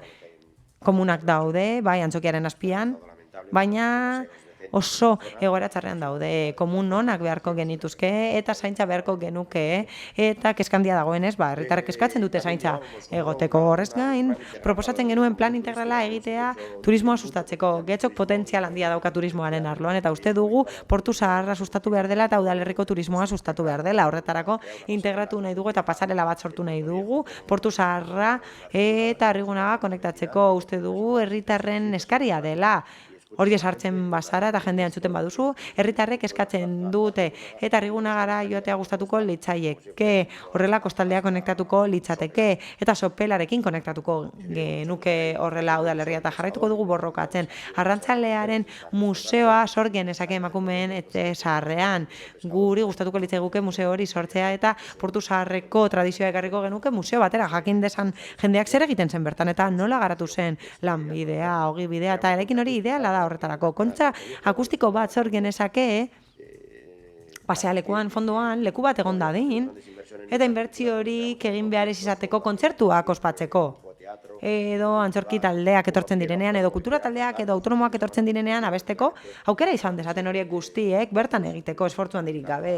Eta aukera izan dezaten kontxa alokatzeko, eta antzespen desberdinak egiteko. Guk uste dugu inbertsioa ez dela oso garestikoa eta egin litekeela, eta horrela bizitza emango genioke zabalgune horri. Horrez gain, aparkaleku puntu bat jarri beharko genuke, txirrindulentzat, komun publikoa jarri beharko genituzke Portu Zaharraren amaieran, eta hiribusa aipatu da, adostu dugu bertara. Heltzea eta itsasegurraizearen lokala lagatzea proposatuko genuke, eta posik egongo dira, bere lana bertan egingo dutelako, naiz eta ez den guk nahi genuen espazioa. Hiri segurtasunarekin lotutako proposamen bat egin dugu. Ziur gaude herritarren segurtasuna kudeatu behar zela udaletik, eta onartu dute gobernu taldeetik, eta langile kopuru handitu da, 10 langile berri egongo dira udaltzaingoan, eta guk uste dugu komisaria deszentralizatu behar dela, eta komisariak egon behar direla udaltzaingoaren komisariak egon behar dira auzo guztietan. Eta lehenbiziko emendakinean proposatzen genuen komisaria bat egitea aretan, eta gero deszentralizatzea Andramariraino. Auzoetan komisaria bat egon dadin salaketak egiteko eta erdigunera etorri behar ez izateko lan egin behar da. Autoen mugimenduak eta desplazamenduak murrizteko saiatu behar gara auzo guztiei ematen bere instalazioak.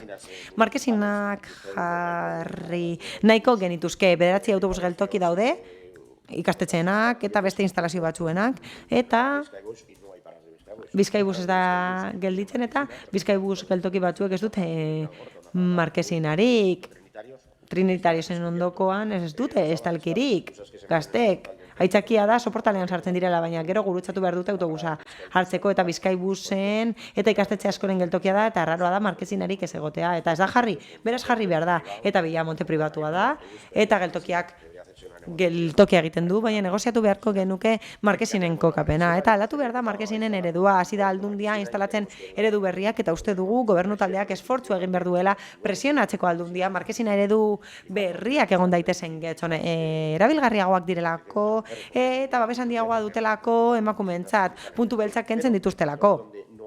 Baina baudegune batzuk zeinetan ez dagoen markezinarik, Bizkaibusek ez duelako geltokirik, eta kasu horretan udalak instalatu behar ditu markezinak, adibidez Gobelako ikastolan, adibidez hori egin beharko luke udalak ere baineguriko geltokian, aurrasko bustitzen direlako etengabe. Horrez gain, proposatu genuen arrapala berriak instalatzea, eta hobekuntzak proposatu genituen batzuetan eta berriak instalatzea proposatu genuen. Guk uste dugu mugikortasuna sustatu behar dela oinez. Oinez egin nahi dutenek, oinez egin dezaten. Horregatik arrapalak instalatzea proposatzen dugu. Gernika parketik onaino, udaletxeraino, arrapala jarri beharko genituzke Arrigunagan, Hondartzatik bide zabalera joateko, eta proiektu horiek mantenduko ditugu gure zorroan, noski eta espero dugu apurka horiek egikaritu alizatea. Gainerako emendakin batzuk itundu dira eta onartu dira eta txertatuta daude aurrekontuetan, eta ez dira bozkatuko txertatu direlako, aurrekontua osatuta dago batzordean bozkatutakoarekin, eta gure emendakin batzuk txertatu dira. Elkarrekin Podemosen emendakin bat ere txertatu da, Carmenek esan duen bezala, piztu lonjak egiteko, horiek txertatu daude aurrekontuetan. Proiektu hori Alderdi Popularraren ideia izan zen COVID-19 garaian gaizki garatu zen eta banatu zen dirua lokal desberdinetatik, udalerri osoko lokaletatik, eta nik uste dut Elkarrekin proposamena egokia dela gure ideia zen, baina berri interpretatu da auzo desberdinetan gure ideia zen, amestin egitea, baina berri interpretatu du Elkarrekin Podemosek gure helburua zen lokal guztiak erostea, baina Elkarrekin Podemosen proposamena ona da, nire ustez, eta bai, onartu da, eta ideia ona da. Horregatik onartu beharko litzateke, baina txertatuta daude eta ez dira bozkatuko batzordeetan onartu zirelako. Horregatik, begibistan utzi nahi nuen zer ez den egingo horren inguruan eztabaidatuko dugulako hurrengo 4 urteetan. Mila esker. Eskerrik asko. Uriarte jauna. Bai, Andrea, eskerrik asko. Bueno, EAJaren izenean eskerrak eman nahi dizkiot, alde batetik gure gobernu sozioari, Alderdi Sozialistari, eta bestaldetik PP-ri aurrekontu hauek aurre ateratzeko prest egoteatik.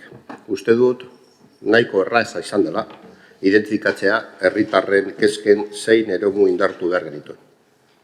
PP-ek 16 zuzenketa partzial aurkeztu zituen, horietatik 5 sartu ditugu aurrekontuan, 6.000 euro, 150.000 euroko markatu barioarekin. Ia osorik inbertzioetarako. Joan den ostegunean, 14an, 7garrena, 9garrena, 13garrena, 14garrena eta 15garrena emetakinak sartu dira antolakuntza eta kontuen informazio batzordean. Gainerakoa PP kendu ditu eta beraz gaur ez dira bozkatuko. Pero, haré referencia ahí. Aipatuko ditut bere emendakinak.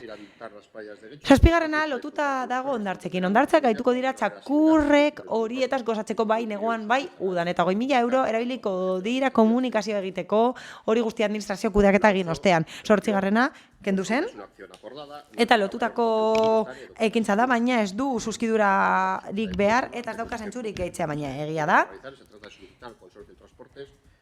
Garraio partzuergoari eskatuko saiola lurperatzeko metroaren ibilbidea. Alderdi Popularrak esan bezala eta ados gaude gobernu taldean badakigu ez dela lehentasuna. Ez epe laburrera, ez epe ertainera partzuergoarentzat, beste leku batzuetan egin behar dituelako jarduera, baina uste dugu aukera ona dela Getxorentzat gure udalerria hobetzeko eta lotzeko hilaran jarri behar dugu. Insistitzen jarraitzeko gero horregatik, eskaera formala egingo dugu Getxoko udalak. Adostu den bezala. 9garrenean proposatzen dira 50.000 euro azpiegitura arloan, zerbait egiteko San Nikolaseko aparkalekuan, eta horrela alokairuan ateratzeko partzelak, eta helburua izango da oinezkoentzako sarbideak sortzea. Denok dakigu hobetu behar direla hasierako diseinutik. 13garrenean proposatzen dira 50.000 euro idazteko proiektu bat aparkaleku bat egiteko udaletxearen atzeko partean, eta beharrezkoa da zerbitzu hobea ematea gune honetan mozioan emendakinean esaten den bezala. Eta udaletxeari, aldundiaren bulegoari, epaitegiei, ertzaintzari ematen zaie zerbitzua, eta egoitzari ere ematen dio zerbitzua horrek. Eta auzokide guztiek astean zehar behar dituzte plaza gehiago zerbitzu horiek irekita daudelako. Eta asko betetzen da gune hau autoz. Eta 14garrena akordio bat da, pilotu proba bat egiteko hiri autobusa sortzeko. Eta osoko bilkuran askotan eskatu da, 450.000 euro dira proba egiteko dagokion denboran zehar. Teknikariek esarriko dute zein den beharrezko epea, hori aztertzeko eta beharrezko informazioa jasotzeko eta horrela zerbitzu proposamen bat egin alizateko informazio horrekin, noski. 15garrenean proposatzen da aparkaleku berria egitea mesedetako kalean, eta aurrekontua 5 milioi euro baino gehiagokoa da, eta urtean hitzekoa da. Aipatu den bezala aurrekontuan 700.000 24an eta 1.800.000 urrengo 3 urteetan urren ez urren. 16garrena kendu zen. Lotuta dago Sarriko Basoko erosketarekin. Elkarrekin Podemosek ere proposatzen zuen. Nolabait, ezain zehatz, baina Elkarrekin Podemosek ere eta EH Bilduk proposatzen dute, baina egia esan akordioa lortu dugu eta horrela aukera daukagu erabaki irmoa helarazteko. Udalak erabaki irmoa hartu du eta konpromiso irmoa dauka.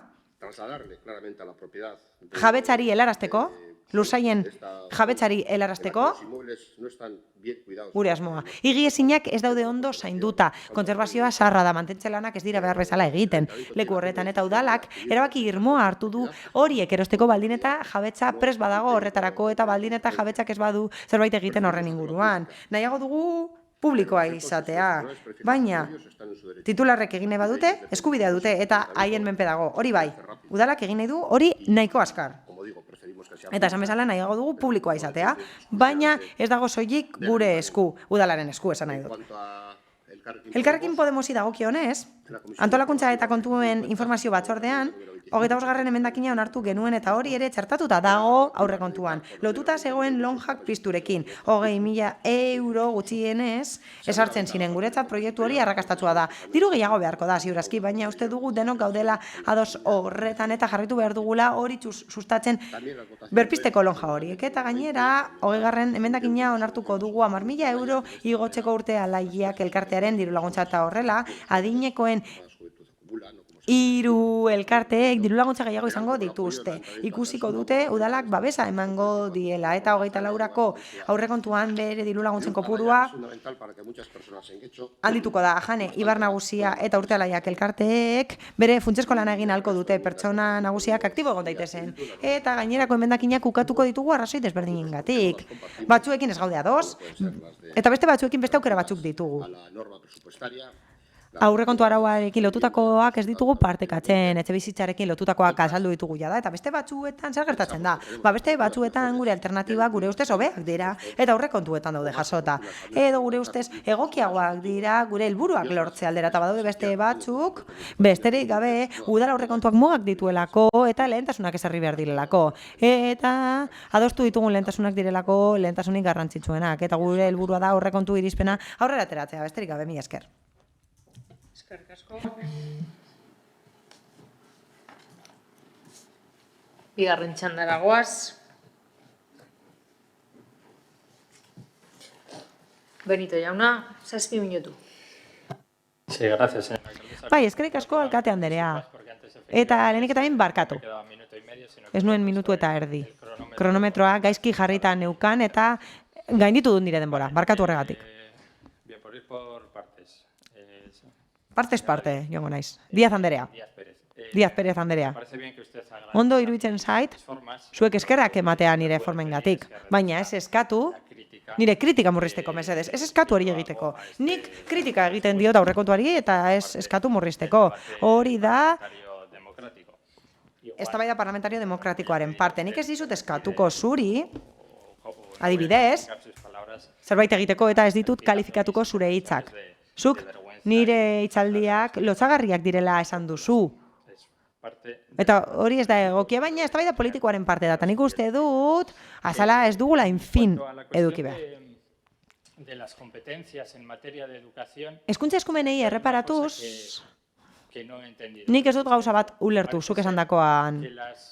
Ematen du? Hobekuntzak eta inbertsioak egin dituzuela gobernu taldetik, eta horiek bai direla udal eskumena, baina Elkarrekin Podemosek proposatzen dituenak ez dira udal eskumena. Hori ematen du.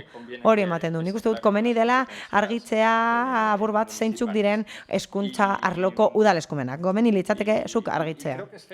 Eta uste dut itxusia dela engainatzen saiatzea aldebiko bilera batean, baina ere itxusiagoa da gezur hori ekartzea osoko bilkura batera, herritarren aurrean egiten den batera, noski. Eta zuk esaten duzu, oso ondo ezagutzen duzula Euskadiko tokiko erakundeen legea. Agian, 100. artikulua ondo ezagutuko duzu ere, bai. 100. artikuluak aipatzen du lankidetza hitzarmenen figura. Horiek, tokiko erakundeek susta ditzakete, hitzarmenak egin ez beste erakunde batzuekin, besteak beste, egikaritzeko obrak edo zerbitzuak, parte horien eskumenekoak badira, edo lagatzeko eta onartzea ondasun patrimonialen lagapena. Hori da, Lilek esaten duena, eta horrela, udalak aukera dauka hobekuntzak egiteko hezkuntza zentroetan. Eta gainera, ez hori bakarrik. Badaude, Eusko Jaurlaritzaren zenbait laguntza edo programa, udal laguntzak deitzen da programa bat, Eta gobiernos municipales, horrela, entidades locales, tokiko erakundeek aukera dute hobekuntzak egiteko hezkuntza publikoetan. Baita finantzazio ehuneko bat jasoz Eusko Jaurlaritzatik ere. Beraz, ez zaitez saiatu engainatzen eta ez mareatu. Ez mareatu eta ez nahastu mesedez. Udalak badauka gaitasuna hobekuntzak egiteko eskola publikoetan gure udalerrian. Baina horretarako borondatea behar da. Eta hori islatzen duten nire emendakinek. Ematen du? Badagoela borondatea hobekuntzak egiteko gure eskoletan. Non daude aurrekontuak? Jar ezazue hori aurrekontuetan. Eurorik jartzen ez baduzu ez duzu inbertsiorik egingo. Eta hori da nire emendakinek, gure emendakinek egiten dutena hezkuntza publikoko zentroako betzeko. Eta bigarrenik, San Martin eskolari dagokionez, zuk ez duzu esan? Nora eraman nahi duzuen eskola? Ez duzu hori esan. San Martineko eskola nora eramango duzu? Agian argitu beharko zenuke, zergatik zentro bat bi baino beden. San Martineko gelak eraman nahi dituzue Zabalara. Hau da, Zabalan sartu nahi dituzue gela gehiago eta gainera patio gutxiagorekin. Hori da benetan eskola publikoa hobetzea, nik uste dute zetz, eta zer izate egiten. Desalojoaren eskuliburua aplikatzen ari zarete, ez dut inbertitzen.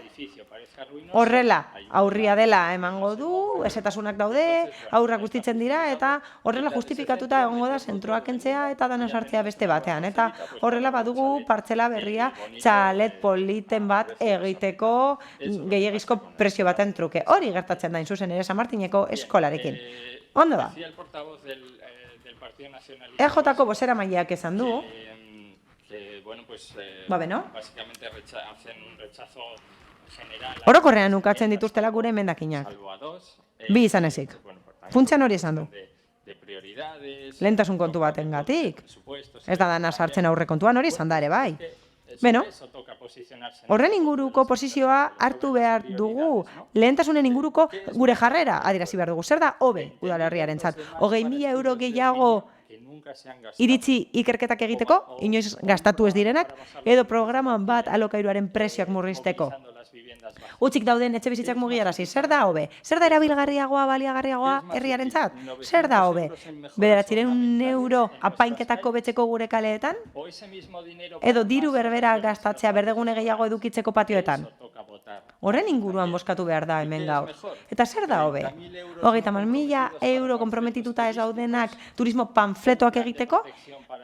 Edo babes plan bat askorrirako. Horren inguruko jarrera erakutsi behar dugu eta iritzi eman behar dugu. Eta horrela jarrai dezakegu. Berritu behar dira wifi puntu guztiak. Zer da hobe? Zer da hobe zentzu horretan? Erdia berritzea eta hobekuntzak egitea Andramariko kiroldegian edo guztiak aldatzea funtzionatzen duten arren. 12.000 euro ordenagailuen leasinga egiteko gastatuko ez badira edo nagusien etxe Andramarin. Kasu honetan, arrazoia ematen diozue emendakinari hobe da nagusien etxea. Nik uste dut gainerako proposamenetan gauza bera gertatzen dela. Horren ingurukoa da eta horren inguruan bozkatzen da emendakin partzialetan. Eta esan beharra dago emendakin partzialetan Zabalako patioaren ingurukoa onartu dela, esku hartzaietatik, eta argitu behar da bozkatuko dela Elkarrekin Podemosen emendakin bat, aipatzen duena, erosi beharko litzatekeela sarriko basoko lurzatia.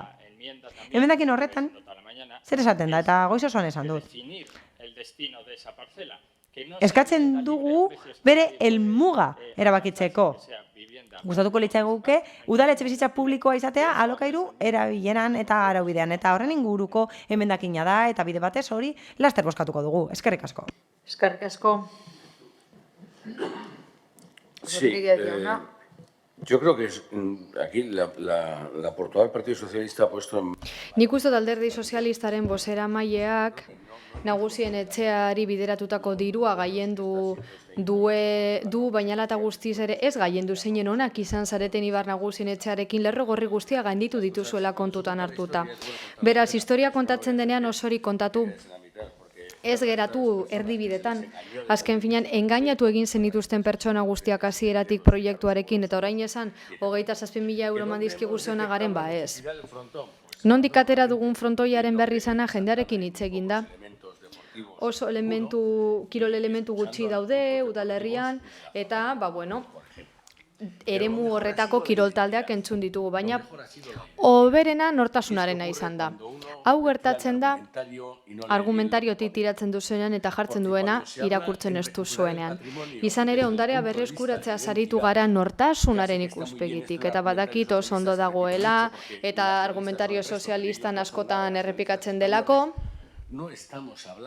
eta guen ez gara euskaldun edo espainolizateaz ari, baizik eta elementu batzuk galtzeaz. Ramiro Pinillaren lanak askotan gaientzen ditugu, baina hoiek azkenean galdu dira, eraisten dira, eta denbora gutxi barru ibilbide turistiko hori egitea ere ezinezkoa izango da. Inok ez duelako rekonozituko ibilbide hori. Etxe batzuk eraitsi dira. Andramari ondokoa esate baterako, beste hainbat eraitsi dira, eta hoiek guztiak gure udalerriaren nortasunaren parte ziren. Udalerriaren nortasuna bertan eta bizita lan egiten duten pertsona guztiek osatzen dute. Inor kanpoan utzi gabe, historia bera ere kanpoan utzi gabe, nukleoa kanpoan utzi gabe, eta ez bakarrik jauregiak. Itxaso aurrean daudenak horriek ere nortasuna dira, bai, baina Andramariko baserriak ere nortasuna dira, horretaz ari ginen. Beraz, utzi horrelakoak hemendik kanpo. Bestalde. No me puedo sustraer, porque claro, le ha pedido responsabilidad al... Erantzukizuna eskaini edo beto esan da, eskatu diozu Elkarrekin Podemosi eta jarraian zer egin duzu. Birritan gezurra esan, jarraian. Lehenik eta behin esan duzu, oposizioko taldei eskatu zenietela proposamenak doitzeko. Elkarrekin Podemosen kasuan bai, baina guri inok ez digu eskatu hori. Hau da, inok ez digu erantzunik eman, boto positibo edo negatiboa zaratako, inok ez digu esan, hau ondo o negatik, hau ez egon deruitzen o negatik. Eta guk hainbat proposamen zeuzkan dokumentoa entregatu genuen. Gero esan duzue baita guk esklusibitatea eskatzen dugula, eta hori ere ez da egia. Nik hitzez hitz esandakoa azalduko dut, eta oker banago esan. Guk esan genuen, funtzean akordio bat, gurea eta Alderdi Popularraren esateaterako batera zina zirelako, hiri eredu desberdina ditugulako, argi ikusi dugun bezala ze, eta mantentzen dugu hori gure funtsezko akordioa eta hiena desberdinak izango dira. Eta haiek ere gauza bera pentsatuko dure, baina behar bada ados egon gaitezke gauza batean, markesina jartzen esate baterako. Bilera hartan pertsona bat egon zen eta esan zigun, horrek zer esan nahi du, Alderdi Popularrarekin adosten dugun gauza orok zuekiko akordio bat inhabilitatzen duela? Eta parkin baten akordioa jarri zela uste dut, ez nago zior. Eta esan zidaten, ez. Parkin bat jarriko baduzue hiri erdian, bai, baina bestela ez, akordio puntualetara iritsi gaitezke alderdion artean, eta bateragarriak izan daitezke akordio horiek. Garrantzitsuak direnean herritarrentzat, eta hasieratik esan dugu. Akordio handia denean, berreharrezkoa denean, ez diogu betoa jarriko Alderdi Popularrari. Eredu batera zina ditugu, funtsean. Baina orain esaten bat didazu Alderdi Popularra ados dagoela gurea bezalako ereduekin harrituko nintzateke. Beraz, hau horrela da.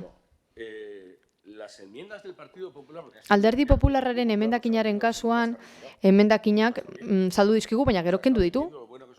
Zeonak emendakinak eta gero kendu ditu. Baina berriro diot. Guri entregatu ziguten dokumentua, eta Elkarrekin Podemos zein talde guztiei emandakoa, berdina da guztiontzat. Eta bertan jada, agertzen ziren Alderdi Popularrarekin hartutako akordioak. Behintzat, OHZ zikutzarena. Eta hau ez diot nik, atzo Carlos Iturgaizek esan zuen legebiltzarrean. Interneten dago, ikus daiteke, eta esan zuen. Are gehiago. Gainera esan zuen EH Bildu ondo dio esaten duenean Alderdi Popularrak fiskalitate proposamenak egiten dituenean EAJak onartzen dituela proposamen berdina direlako. Horiek izan ziren hitzak, eta guk ere hori diogu. Hasieratik mahai gainean jarri ditugu aukera guztiak zintzotasunez jarduteko. Esan dugu, hau da gure proposamena, hau da gure iritzia, Alderdi Popularrarekin akordioa baduzue ondo, esan eginda baduzue bestela lanean ez jarraitzeko edo jarraitzeko, gauzak horrela. Eta punturen batean okertu banaiz edo matizeren bat faltan bota baduzue esan, baina horrela da. Eta lehenengo bileran bertan galdetu zeniguten zein zuk izango ziren gure proposamenak eta esan genizun. Zuei zein Alderdi Sozialistari. Gure proposamena funtsan aurrek urteko emendakinetan oinarrituko dira. Eta esan zenuten, aztertuko ditugu daia zer iruditzen zaigun. Esango dizugue. Hemen gaude zain. Bigarren bilerarako, imeiagu bidali behar izan genuen. Beraz, ardura eskatzen duzuenean, zuek ere arduratsuak izan. Eta EAJ-tik esandakoari, ez dut ezer esateko. Ez badute ados gure proiektuarekin, ulertzen du, gure alderdia gurea da, zuena, eta gure emendakinak ez onartzea, ere bai, enuen besterik espero. Baina berriro diot, norbaitek, benetan, hizketan jarraitu nahi duen norbaitekin, ez dio portazo bat ematen eta gero esan, goazen hitz egitera. Esaten dio, begira, eseri gara, alderdiekin hitz egin dugu, Alderdi Popularrarekin akordioa lortu dugu, zuekin hitz egiten jarrai dezakegu, eta gero akordioa proposatu. Ja termino. Zilegi da, baina ez alderantziz egin. Ez egin alderantziz. Eta norbait izaten diotenean, OHZ kendu duzu, Alderdi Popularrarekin hitz egin delako, eta asaltzen dizunean, ez, begira, ez da eraginkorra, eta ez da izer. Eskerrik asko. Díaz Anderea. Eskerrik asko, alkate Andrea. Le diría al señor portavoz de Elkarrekin Podemos. Elkarrekin Podemosen bozera maileri zera esango diot. Ez diotzut kritika ez egiteko. Kritika demokratikoa da. Nik diotzutena da, esaten dituzuela, oso hitz potoloak, baina adeitasunez. Eta lehen ere esan dizut, ez dudala onartuko, esan duzuna. Gure helburu nagusia, hezkuntza arloan, eskola publikoa akatsa dela, ez dut onartuko hori. Arrazoitu beharko duzu hori horrela dela. Nik ez diotzu kritikarik ez egiteko, baina egia esateko bai eskatuko dizut. Gauza da zu errealitate paralelo batean bizi zarela. Eta, behin eta berriro, interbentzio batzuk egiten dituzu beste realitate batean biziko bazina bezala. Eta realitateak titularron batez estropeatzen nahi duzu. Zabala eta San Martin. Badakizu ez da, zentro bardina direla ez da. Kokapen desberdina duela adinaren arabera. Hori badakizu ez da. Eta badakizu baita zentroak berak egindako proposamena dela. Lana hobeto egin ahal izateko hori ere badakizu ez da. Zentroak berak proposatu duela. Eta badakizu Eusko Jaurlaritzak zentroak ala eskatuta horri erantzun nahi diola. Hori badakizu baita ez da. Beraz, ez aldatu gauzak. Etxerik gabeko pertsonentzako aterpetxaren kasuan, ez dugu babestuko proposamen hori, eta zango dizut zergaitik.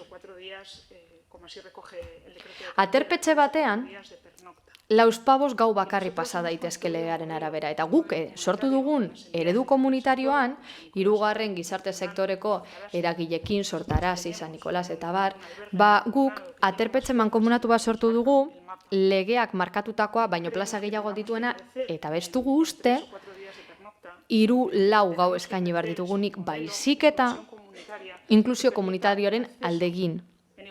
Sarbidea bera errazteko, baldintza berberetan. Zerbitzu hori behar dutenentzat. Gizartetik baztertuak izateko arriskoa dutenentzat. Horretan inbertitzen eta lanean ari gara.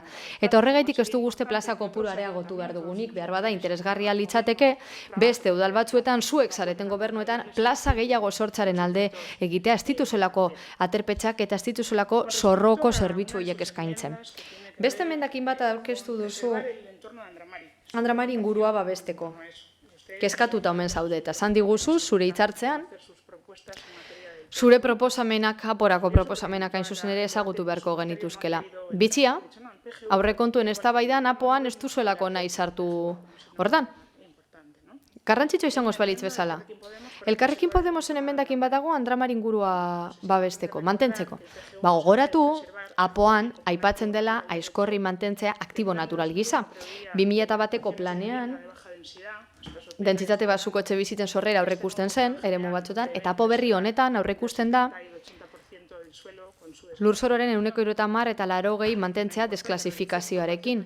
Beraz, lurzoren okupazioa nabarmen murriztuko da eta nolabait babestu egingo da ingurumen balio handia duen eremu hori eta ingurumen korridoreak ere babestuko dira. Beraz, erreparatu zuk emendakin hoiei eta hitz egitera eta apoaren inguruko eztabaidan horren inguruan aritzera animatzen zaitut. Etxe bizitzarloan zer? Zuen emendakinen kasuan badakigu bai dena ez dela eraikitzea, beste ardatz asko egon behar direla. Aurkeztuko den planaren zirriborroan ikusi bezala. Badakigu beste neurri batzuk ere egon behar direla, prestazio ekonomikoak tartean, dena ez da eraikitzea ez, baina eraikitzea ere garrantzitsua da, baina eraikitzeko moduari erreparatu behar zaio. 4.600 etxe bizitzatik 3 babestuak, 3.800 babestuak, 1.512 askeak, finantzak eta lortzeko, eta 4 dena bakarri dira urbanoak. Zuzkidura etxe bizitzak. Beraz, hiri konpaktatuaren eredua daukagu, hazkunde jasangarritasunaren aldekoa. Arlokako hirigintza egingo da. Berriak egin bai, baina zaharrak ahaztu gabe. Beraz, zuk uste baino adostasun handiagoa izango dugu honetan. Beraz, legegintzaldiak aurrera eginala, hitz egiten jarraitza konbeni da. EH Bilduk, aparkaleku publikoa aipatu du. Eskuineko proposamena iruditzen zaiola. Behar bada oker nago, baina nik gogoan dut aurrekontuaren gaineko negoziazioa. Aretako aparkalekuaren inguruan hitz egin genuen eta esan ziguten Romokoa izango bazen, ondo irudituko litzaiekela. Romon bada bai, baina aretan bada ez. Aretan bada. Hirigunetik kanpo egon behar da, baina Romon bada, ikusiko dugu. Aparkaleku publiko honen bitartez, areta inguruaren beharrizanak asetuko dira da Romokoak baita. Lehen aipatu duzu Errekaganeko proiektua. Eta gauza garrantzitsu bat ahaztu zaizue. Gazteak, proiektuko gazteak, proiektu bat zegoen eta. Zuk ez duzu kontutan hartun proiektu horretatik gazteak atera direla, esan dute ez dutela jarraitu nahi? Esan dute. Eta, horrez gain, lantzen ari ginen akordio horrek bazuen zerikusia abia puntu batekin. Zein, udal honek espazioaren okupazio alde batera ustea lortu nahi zen. Gobela ibaiaren kanalizazioa hobetzeko esate baterako, baina hori ez duzue esan. Beraz, ezin gara denean ados egon, baina badaude kontu batzuk interesgarriak iruditzen zaizkigunak, zerikusia dute, lonjak piztu proposamena babestearekin, beste dirulaguntza batzuekin, badaude Alderdi Popularren emendakin batzuk oso aberasgarriak izan direnak aurrekontu onerako, badaude kontu batzuk ez ditugunak ulertzen, autobusa ondo iruditzen zaizue, ludoteka ere bai, aurreskola ere bai, sarriko bas ere bai, eta ez duzu positibotzat baloratu. Gero, adinekoei dirulaguntza gehiago ematea bai, oinezkoei arrapala jartzea bai, dinamizazio zerbitzua hobetzea adinekoentzat hori ere ondo iruditu zaizue, baina hala eta guztiz ere aurrekontu osoari emendakinak, eta partzialak ere bai aurketu dituzue.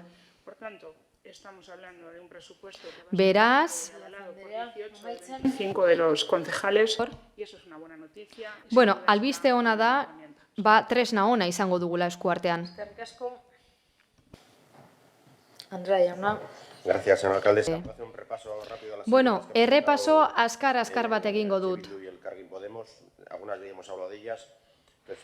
EH Bildu eta Elkarrekin Podemosena batzuk aipatu ditugu herribusa, guk inkorporatu dugu, zaintzaren behatokia baita, ez dut ulertzen emendakina egia esan, merkatarien elkarteari laguntza, hori ere interesgarri izan daiteke etorkizunerako, algortako trafikoa lantzea, rokodromoak egitea, guk beste lehentasun batzu ditugu esan bezala, zine publikoko aretoa izate hori ere ez gatoz bat, eguzki plakak bado apurka, apoan landutako beste gauza batzuk, negozioak suspertzea, duplikatzea da egiten ari direlako Eusko Jaurlaritzatiko bidaz geroztik, lonjak piztu, baita ere, funtsak eta kapital municipala, hori ere bai, beste instituzio batzuetatik egindako lana da, guk esan bezala beste lehentasun batzu ditugu mimenagan gauza bera, guk mimenagaz gain uste dugu ibaiaren pasabidea ere konpondu behar dela, aretako adokinena, mantentzu zerbitzuaren parte da, Euskal Herria Parkea, zuen emendakinean esan duzue, kontutan hartuta, bizilagunek eskatutakoa, eta kontutan izan bizilagunekin kontsultaten baduzu Alderdi Popularraren proposamena dela esango dizuetela. Baina ez dute oso argi oinezkoentzat egin behar denik, kale hori eta gu ere ez gaude erabat ados. Ez da lehentasuna. Sarriko baso konpondu dugu, ikusi dugu. Bidegorri bajartzea Sarriko bason ez dakigu. Egingarria denik, kalearen zabaleragatik kasune, hori guztia gauza bera. Andramari berriztea. Baina berritzaz bain, piztina publiko hori ere sortu beharra dago. Aurrekontuan jada, parkea konpontzeko diru bat jasotzen zen, txakurrentzako parkea, lortu dugu. Gurutzontzien analiziarena, ez da gure lana eta Eusko Jaurlaritzaren lana da. Euskara Sailari laguntzak, irukari, nahikoa dituzte da, beste batzuk lehen etxi beharko genituzke. Zer gehiago kontseilu sozialaren lana bultzatzea. Jai batzordeari laguntzea, horiek erabat berregituratu behar dira eta ez bakarrik diru aldetik, emantzipaziorako laguntzak.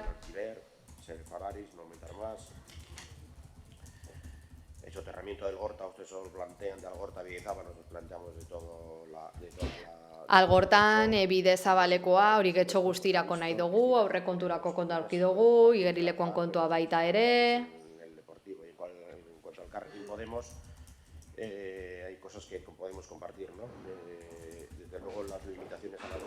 Badaude gauza batzuk ados egon gaitezkeenak, eta esate baterako badakigu kantu batzuk ez direla lehentasunezkoak eta horregaitik aurrekontuaren parte bat ez dugu aldatu nahi izan, batzuetan ez da posiblea ez da ere, ez da? Soldatak eta dietak murrizteaz gaude ados, Sarriko baso esan dugu. Etxe bizitza utzena ere esan dugu.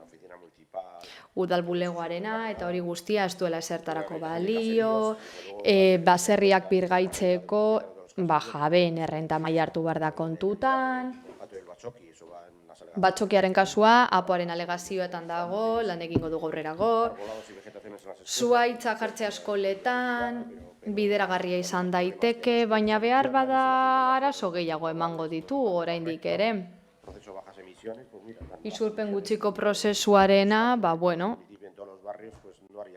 auzo guztietan instalazio batzuk egin behar izan ez gero, ez litzateke beharrizkoa izango. Eta ez dakinik etzok barne kutsadura handirik duen ere, Aeskorrikoa, lantzen jarraituko dugu. Bidegorri gehiago ez daukagu argi, urte alaiak, baliabide gehiago ematearen alde egingo dugu, murala, lan daiteke, eta oroar, zer uste dugu? Ekarpen handiak egin ditugula herriarentzat. Badakigu aurrekonturik hau ez dela honena, herriarentzat gurea izango litzatekelako hori, baina akordia lortu behar denez, gauza batzutan zesioak egin ditugu, gobernu taldeak baita.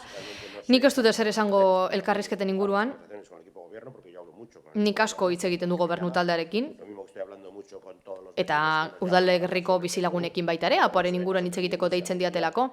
Eta ez nintzateke harrituko gero, apoaren inguruko akordioren bat ateratzea. Nik astero taldekin egiten dut hitz, arazoen inguruan, kezken inguruan, eta konpontzeko egiten dut hori. Beraz etengabe harremanetan nago eta hitz egin badaiteke apoaren zeinbeste zeren inguruan aurrera, edo kontratuen negozio inguruan dena delakoa. Esan bezala, ez dut hitz egingo ezeindako elkarrizketez edo edukiaz, inoiz. Nire harreman pertsonalak jendearekiko konfiantzan oinarritzen ditudalako. Eta harreman hori puskatzen badut, ez da konpontzen. Ni diskrezioz konfiantzaz dihar dut. EH Bildutik eta Elkarrekin Podemosetik pasatu zarete, kritikatu dituzuelako elkarrizketak edo elkarrizketa faltak zer esan duzuen gobernu taldearekin zer esten esan, niri ez zait ondo iruditzen hori aipatzea. Nik konfiantzan oinarritzen ditudalako pertsonekiko harremanak eta ez dudalako hemen kontatuko zer esaten dudan edo ez. Ni harremanetan atoeten gabe guztiekin, baina diskrezioz. Gaurkoan guk egin dugu sesioak, alkate Andreari eskerrik asko, akordioa errastagatik, eta aurreko egunean akordioa sinatu genuenean, uste lehenengo aldia izan dela sinatzen dela zuekin, eta gure alkulariak ari ziren akordioak ematen, sinatzeko eta dena, eta nik esan nuen, nik ez du sinatutako papel bat behar, eta Alkate Andreak esan zidan nik ere ez. Ni nahi dudan bakarra da Alkate Andrea bere hitza betetzea, eta sinatu dugun guztia betetzea. Eta getxo hobetzea. Uste dugu getxo asko betuko dela sinatutakoarekin, eskerrik asko. Uriarte jauna. Alkate Andrea, eskerrik asko.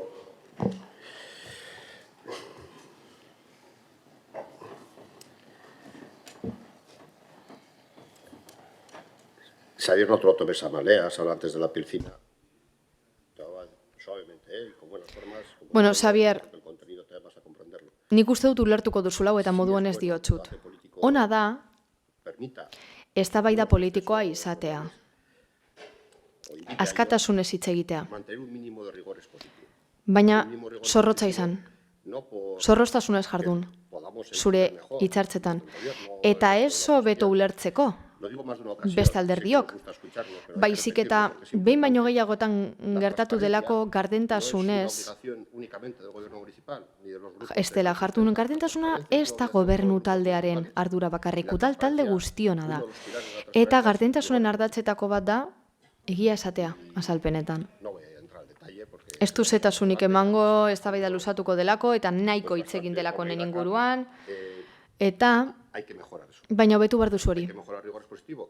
Zorroztasunez hitz egin, egia esan, hobetu ulertuko gara. Aipatu duzue murrizketak egingo direla.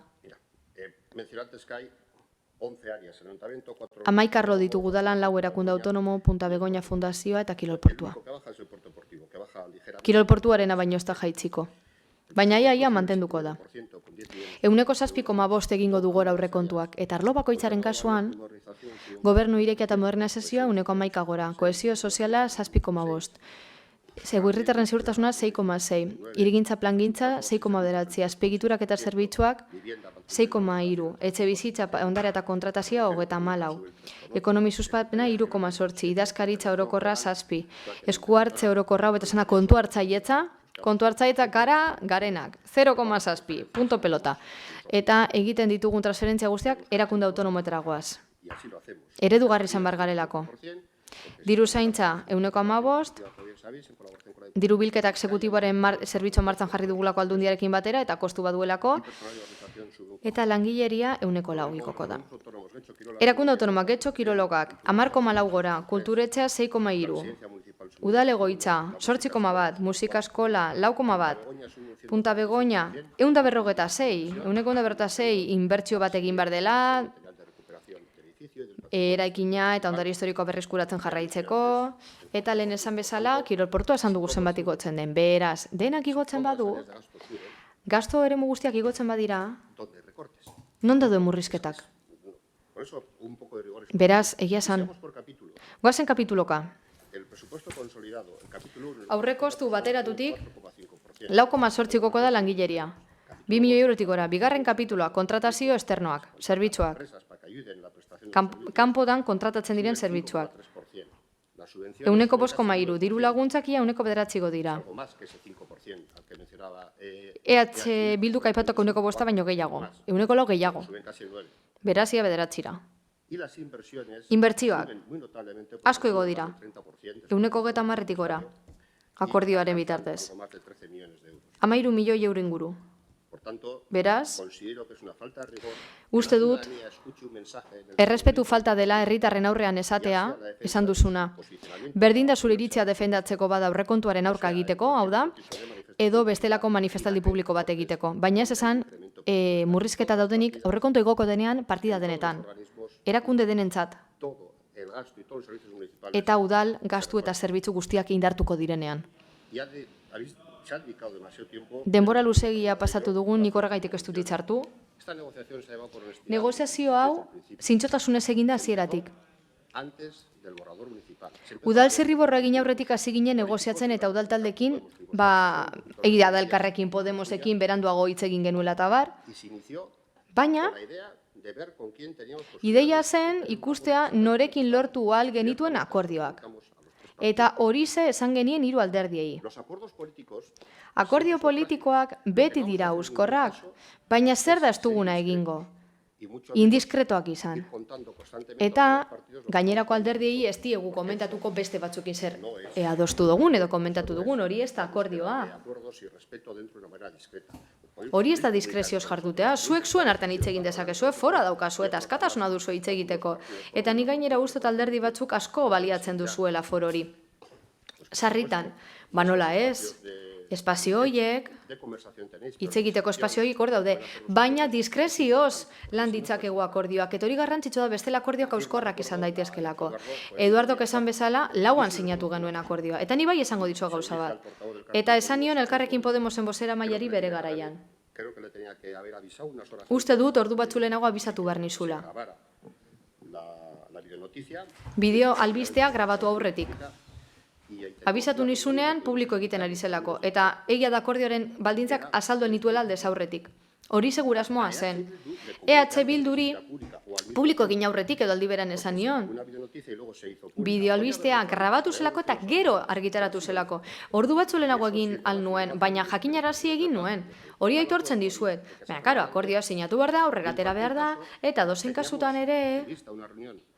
guk aurre ikusita genuen, egun horretan bertan, bilera bat egitea EH Bilduk esan zuen orduan, eta gure asmoa zen akordioaren nondinorakoak azaltzea zehetasun oso zue jakiteko publiko egin aurretik, eta esan begira Alderdi Popularrarekin sinatuko dugu baldintza hauetan. Ulertzen dugu aurretik esandakoekin gehiagorik ez genuela lortuko, baina emendakin gehiago ere, lan zitezken, baina ikusi duzu logikoa den bezala, aurrekontua gobernu akordioa, eta akordio osoa daukagunean, EAJ eta PS, Alderdi Popularra abstentzioarekin gehitzen da, eta beraz, oposizioaren emendakinak batu aldira hori ere, guztiok, gainerako hirurok baiezko ematen badugu, eta horrela gertatu da, horraino. Ez dut zetasun gehiago emango elkarrizketen inguruan, ez delako produktiboa. Eta uste dut lekuzkanpo dagoela. Baina, No sé cuánto tiempo. ez dakizen denbora eskaini dio zuen bi taldeen artean, ordu betetik gora ziurrenik. Aurrekontu akordio baten formaz hitz egitari. 76.000 biztanle ditugu, 129 milioi euroko aurrekontua. Funtsari erreparatu ordez, begira zer egin duzuen. Eta horrekin erakutsi duzue, ez dagoela funtsesko argumentorik aurrekontuaren kontra. Asko.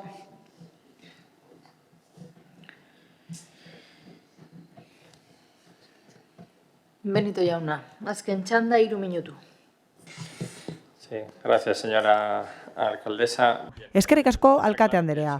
Argi dago, San Martineko eskolaren inguruan eztabaida sakona dagoela, eta ez dela ebatziko falta zaigun denboran. Ezin izango dugu ebatzi asunto hori, baina beno. Gustatuko litzaidake zerbait gehitzea datu, bat gehituko dut azkenik. Zentroko azkenengo zuzendaritzak babestu zuen Eusko Jaurlaritzaren proposamena gelak lekuz aldatzeko. Gurasoen elkarteak ukatu zuen bere garaian eta orain, eta zentroko zuzendaritza berriak ukatu du, eta erabaki horiek hartzen dira OMR-an. Non alde horiek dauden ordeztuta baita beste guztiak ere. Bigarrenik, eskaera bat egin behar dut, baita ez. Nik uste dut parte guztiei egin behar zaiela eskaera. Nik uste dut ezin diegula batzuei esan ez dutela zorroztasunik eta beste batzuei ez. Nik uste dut zorroztasuna oinarri bat dela eta horretan oinarritu behar direla eztabaida guztiak noski. Eta denoi dagokigu hori egitea. Zorroztasun faltari dagokionez, zuk datu bakarra eman duzu mosketena. Lehen esan dudan bezala, eta EH Bilduk esan duen bezala, kontratu txikietan daude. mencionaba antes, ¿no? El servicio de prevención. Eta bestela, mendekotasuna prebenitzeko zerbitzua De 18.000 a 3.000. pasako da 15.000tik 13.000-ra, edo 25.000tik 13.000-ra. Hala, zerbitzu hori kudeatzen duen enpresarenena goazenean eta esaten diogunean 5.000 euro gutxiago dutela bere zerbitzua egiteko, logikoki ezingo dute bere zerbitzua eman. Hori edo nork uler dezak, eta hori da zorroztasuna benetan. Fíjate si yo he hablado bastante del fondo de este presupuesto. Asko hitz egin dut funtsaren inguruan. 35 minutu daramatzat hitz egiten. Eta aurrekontu negoziazioaren inguruan esaldi txiki bat esan dut. Soilik nire lehenbiziko hitzaldian. Beste guztian eztabaidatu dut edukiaren eta funtsaren inguruan, baita emendakineen inguruan ere. Ez dut uste eta bai ados nago. Ez denik uste dut ez dela egokia, interesgarria uste dut ez dela, eztabaidatzen jarraitzea, jakiteko zer gertatu den negoziazioak aurrera esateratzeko. Nik uste dut norabide honean zeudela, eta horren froga da gure emendakinek jasotzen dutela proposamen hori. Gastu konpromisoarekin lotutakoa emendakinean gastatzeko eskatzen ziren horretan. Hori izan zelako oztopo nagusietako bat gure azkenengo bilera. Baina beno. Esan bezala, gustatuko litzaidake amaitzea, esanez? Espero dudala. Eta esfortzua egingo du horretarako, espero dut, urrengo negoziazio aurrekontuetan beharrezkoak izango direnak.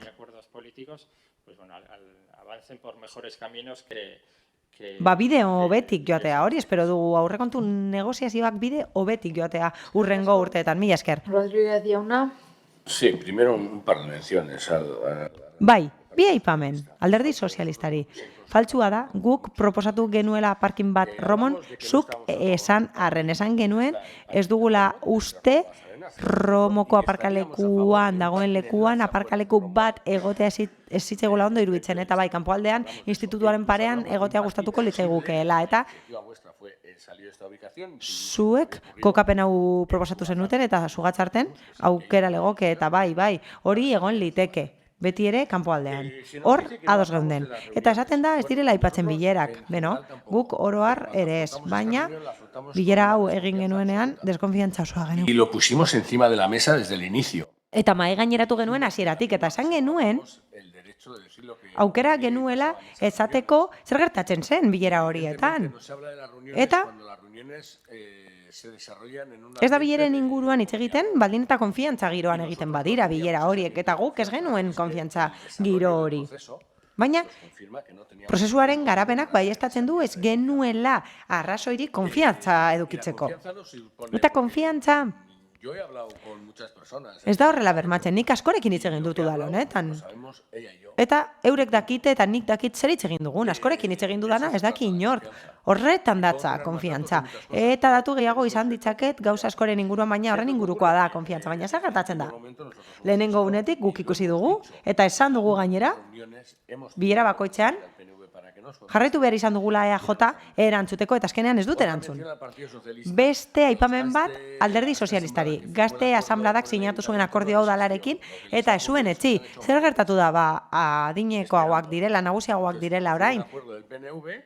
Hasi direla, itxaroten, eta gero pesek hartu zuen, eta ez da ezer egin. Zer gertatu da, nagusiagoak direla, eta laster baliteke bere seme-alabak izatea eskaera hori egiten dutenak, eta gazte asanbladan baliteke horiek egotea laster bere seme-alabak. Eta bukatzera noa, hasieratik esan dugu, zer iruditzen zaigun gaizki, bai, argi dago gauza batzuk ondo daudela, baina guretzat ez dira nahikoa, ez abstenitzeko, ez horren alde egiteko. Baina gero oso garrantzitsua da makillajea, eta makillajearen adibide bat dago. 400.000 euro ditugu aurrekontuan aldatzeko. Bonbiletara itzuliko gara, 250 farola. 400.000 euro, 250 farola aldatzeko, hori dago jasota aurrekontuan. Eta bai, hori bazegoen aurrekontuan. Aldatu dira 37. Eta horren inguruan ari gara, makillajea dagoela esaten dugunean, eta ezer gutxi daukagu esateko, ja. Gure proiektua eta Alderdi Popularrarena desberdinak dira eta normala da. Eta EAJarena eta gurean desberdinak izatea normala da. Baina, alde hori gora bera guk zintzotasuna eskatzen dugu. Eta diskretoak izan behar badugu, izango gara, baina zintzotasuna eta humiltasuna, eta oso erraz jarri dugu hasieratik, eta norbaitek ukatzen badu, esan dezala, besterik gabe. Mila esker.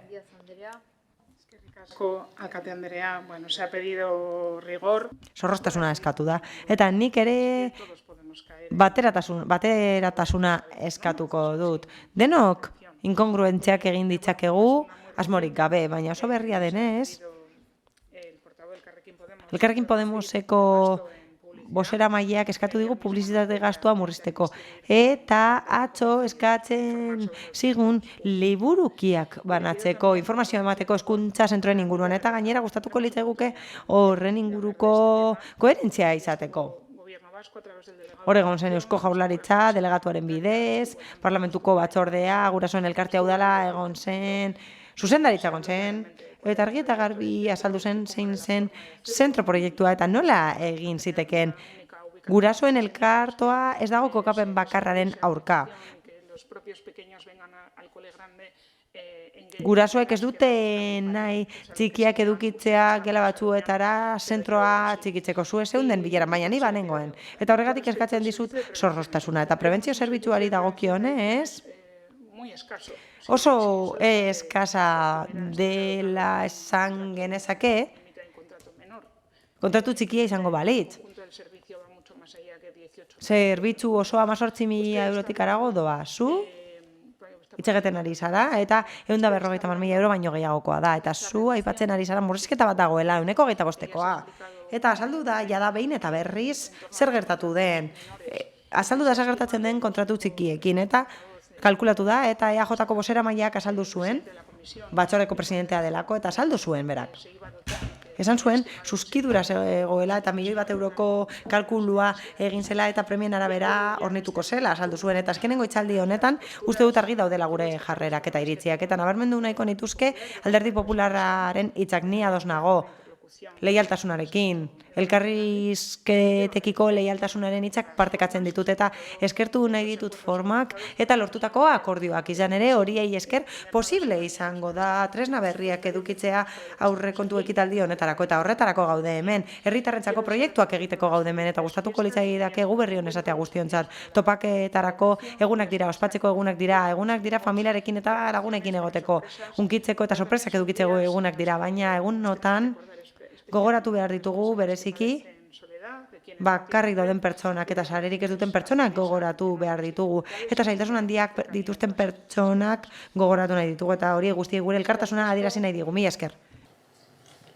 Ez. Uriarte jauna. Eskerrik asko. Bueno, urtero moduan, garai honetan, egu berri on guztioi. Data garrantzitsua dira guztiontzat uste dut, behintzat gure familian, nire inguruan, beti izan dira garrantzitsuak, ezagunak, espero dugu guztiontzat horrela ere izatea eta disfrutatzea. Especialmente también quiero... Eta bereziki gustatuko litzaidak eskerrak ematea guztioi.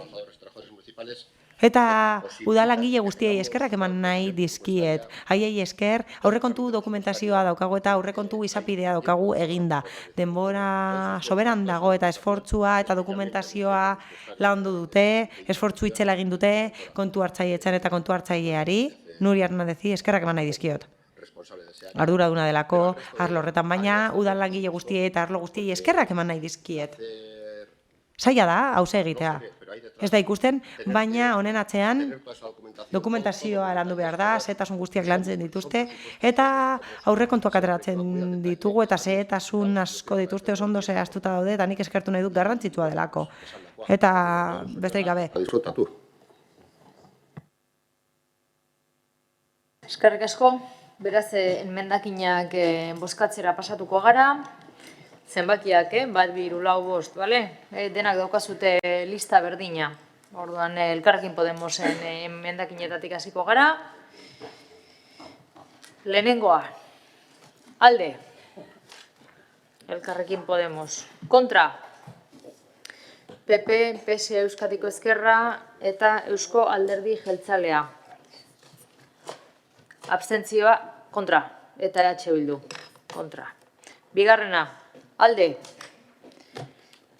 Elkarrekin Podemos eta EH Bildu. Kontra, PP, PS Euskadiko Ezkerra eta Eusko Alderdi Jeltzalea.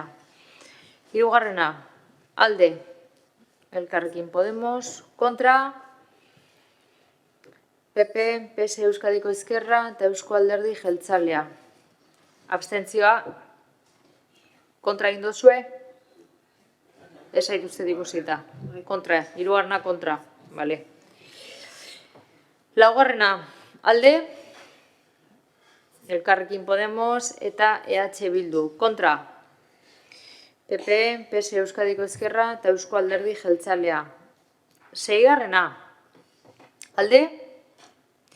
EH Bildu eta Elkarrekin Podemos. Kontra, PS Euskadiko Ezkerra, PP eta Eusko Alderdi Jeltzalea. Zazpigarrena, alde. Elkarrekin Podemos eta EH Bildu. Kontra, PP, PS Euskadiko Ezkerra eta Eusko Alderdi Jeltzalea. Zortzigarrena, alde. Elkarrekin Podemos eta EH Bildu. Kontra, PP, PS Euskadiko Ezkerra eta EAJ PNV. Bederatzigarrena, alde. EH Bildu eta Elkarrekin Podemos. Kontra, PP, PS Euskadiko Ezkerra eta Eusko Alderdi Jeltzalea. Hamargarrena, alde. Elkarrekin Podemos. Kontra, PP, PS Euskadiko Ezkerra eta Eusko Alderdi Jeltzalea. Abstentzioak, EH Bildu. Hamaikagarrena, alde. Elkarrekin Podemos eta EH Bildu. Kontra, PP, PS Euskadiko Ezkerra eta Eusko Alderdi Jeltzalea. Hamabigarrena, alde. EH Bildu eta Elkarrekin Podemos. Kontra, PP, Eusko Alderdi Jeltzalea eta PS Euskadiko Ezkerra. Hamairugarrena, alde. Elkarrekin Podemos eta EH Bildu. Kontra, PP, PS Euskadiko Ezkerra eta Eusko Alderdi Jeltzalea. Hamalaugarrena, alde. Elkarrekin Podemos eta EH Bildu. Kontra, PP, PS Euskadiko Ezkerra eta Eusko Alderdi Jeltzalea. Hamabosgarrena, alde. Elkarrekin Podemos eta EH Bildu. Kontra, PP, PS Euskadiko Ezkerra eta Eusko Alderdi Jeltzalea. Hamaseigarrena, alde.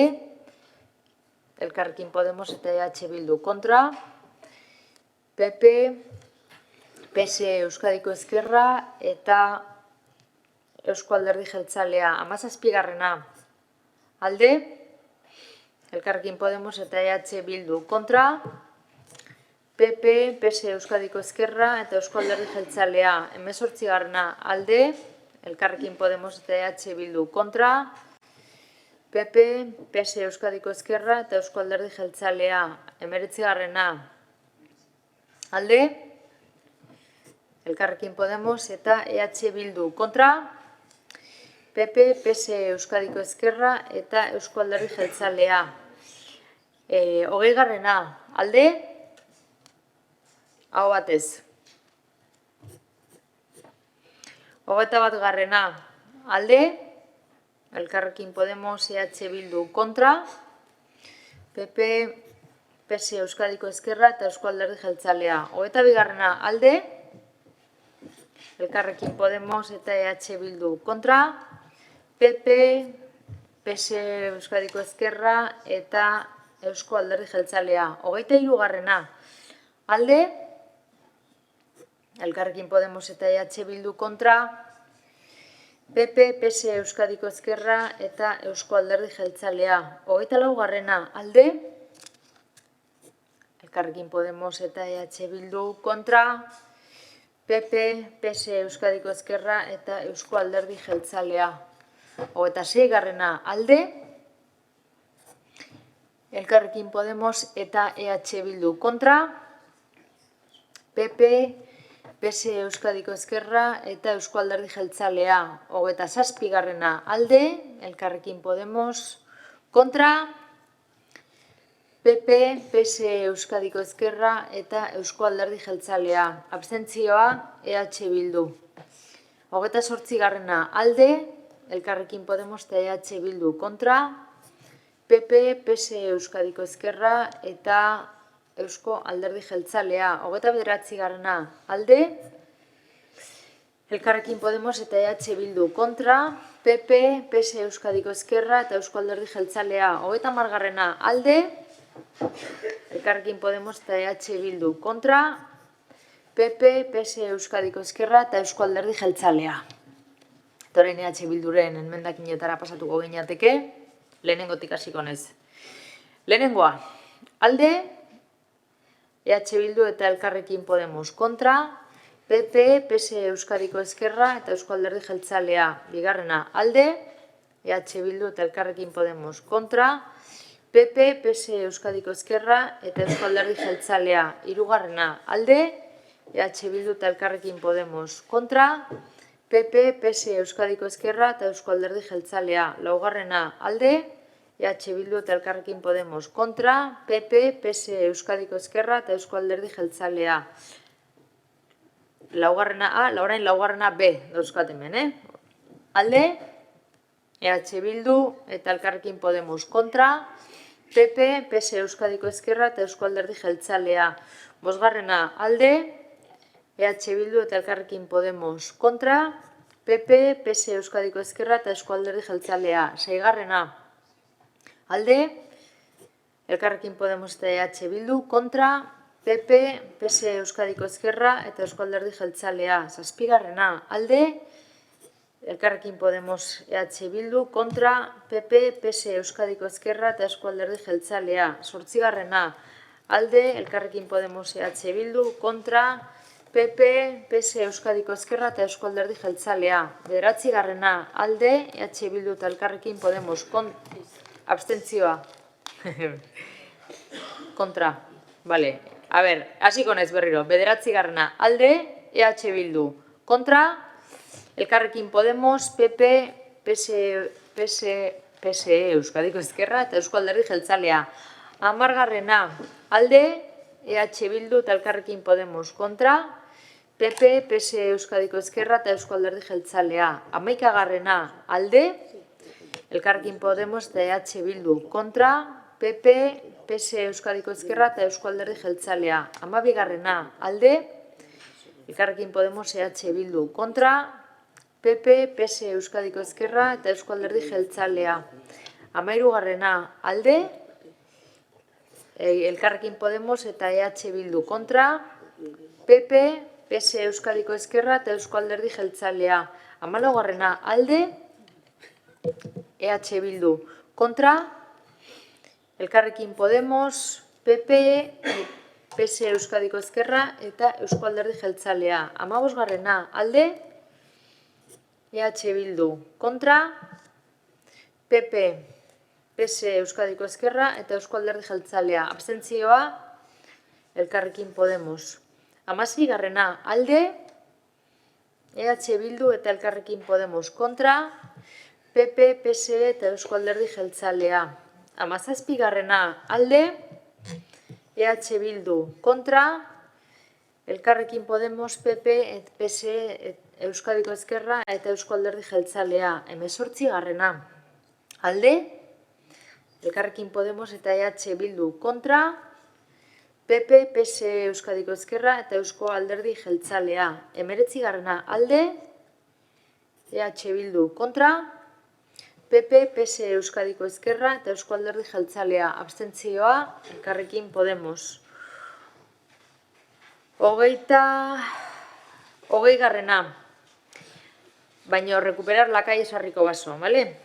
Alde, Elkarrekin Podemos eta EH Bildu kontra, PP, PSE Euskadiko Ezkerra eta Eusko Alderdi Jeltzalea. 21garrena, alde, Elkarrekin Podemos eta EH Bildu kontra, PP, PSE Euskadiko Ezkerra eta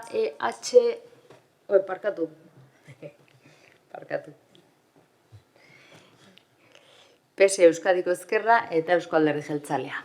22garrena, alde, Elkarrekin Podemos eta EH Bildu kontra, PP, PSE Euskadiko Ezkerra eta Eusko Alderdi Jeltzalea. 23garrena, alde, Elkarrekin Podemos eta EH Bildu kontra, PP, PSE Euskadiko Ezkerra eta Eusko Alderdi Jeltzalea. 24. alde, Elkarrekin Podemos eta EH Bildu kontra, PP, PSE Euskadiko Ezkerra eta Eusko Alderdi Jeltzalea. 26. alde, EH Bildu eta Elkarrekin Podemos kontra, PP, PSE Euskadiko Ezkerra eta Eusko Alderdi Jeltzalea. 28. alde, Elkarrekin Podemos EH Bildu kontra, PP, PSE Euskadiko Ezkerra eta Eusko Alderdi Jeltzalea. 29. alde, EH Bildu kontra, PP, PSE Euskadiko Ezkerra eta Eusko Alderdi Jeltzalea. Abstentzioak Elkarrekin Podemos. 31. alde, Elkarrekin Podemos eta EH Bildu kontra, PP, PSE Euskadiko Ezkerra eta Eusko Alderdi Jeltzalea. 33. alde, Elkarrekin Podemos EH Bildu kontra, PP, PSE Euskadiko Ezkerra eta Eusko Alderdi Jeltzalea.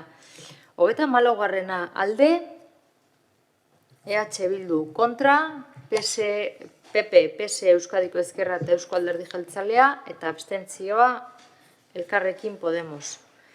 35. alde, EH Bildu kontra, Elkarrekin Podemos, PP, PSE Euskadiko Ezkerra eta Eusko Alderdi Jeltzalea. 36. alde, EH Bildu kontra, Elkarrekin Podemos, PP, PSE Euskadiko Ezkerra eta Eusko Alderdi Jeltzalea. Eta 37. alde, EH Bildu kontra, Elkarrekin Podemos, PP, PSE Euskadiko Ezkerra eta Eusko Alderdi Jeltzalea. 38. alde, Elkarrekin Podemos EH Bildu kontra, PP, PSE Euskadiko Ezkerra eta Eusko Alderdi Jeltzalea. 39. alde,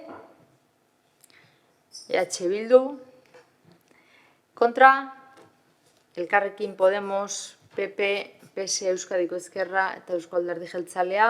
Eta 40. eta azkena alde, Elkarrekin Podemos eta EH Bildu kontra, PP, PSE Euskadiko Ezkerra eta Eusko Alderdi Jeltzalea. Beraz, honela emendakin partzialak bozkatuak geratzen dira eta orain proposamena bozkatzera pasatuko gara. Bale, 185. puntua, 2024 urterako Getxoko Udalaren aurrekontu orokorraren proiektua behin-behingorako onesteko proposamenaren alde, PSE Euskadiko Ezkerra eta Eusko Alderdi Jeltzalea kontra, EH Bildu eta Elkarrekin Podemos. Abstentzioa Partido Popularra. Beraz, onartua gelditzen da aurrekontua. Eta honekin amaiera emango genion udalbatzar oneri eguberri on guztioi. Datorren urtera arte.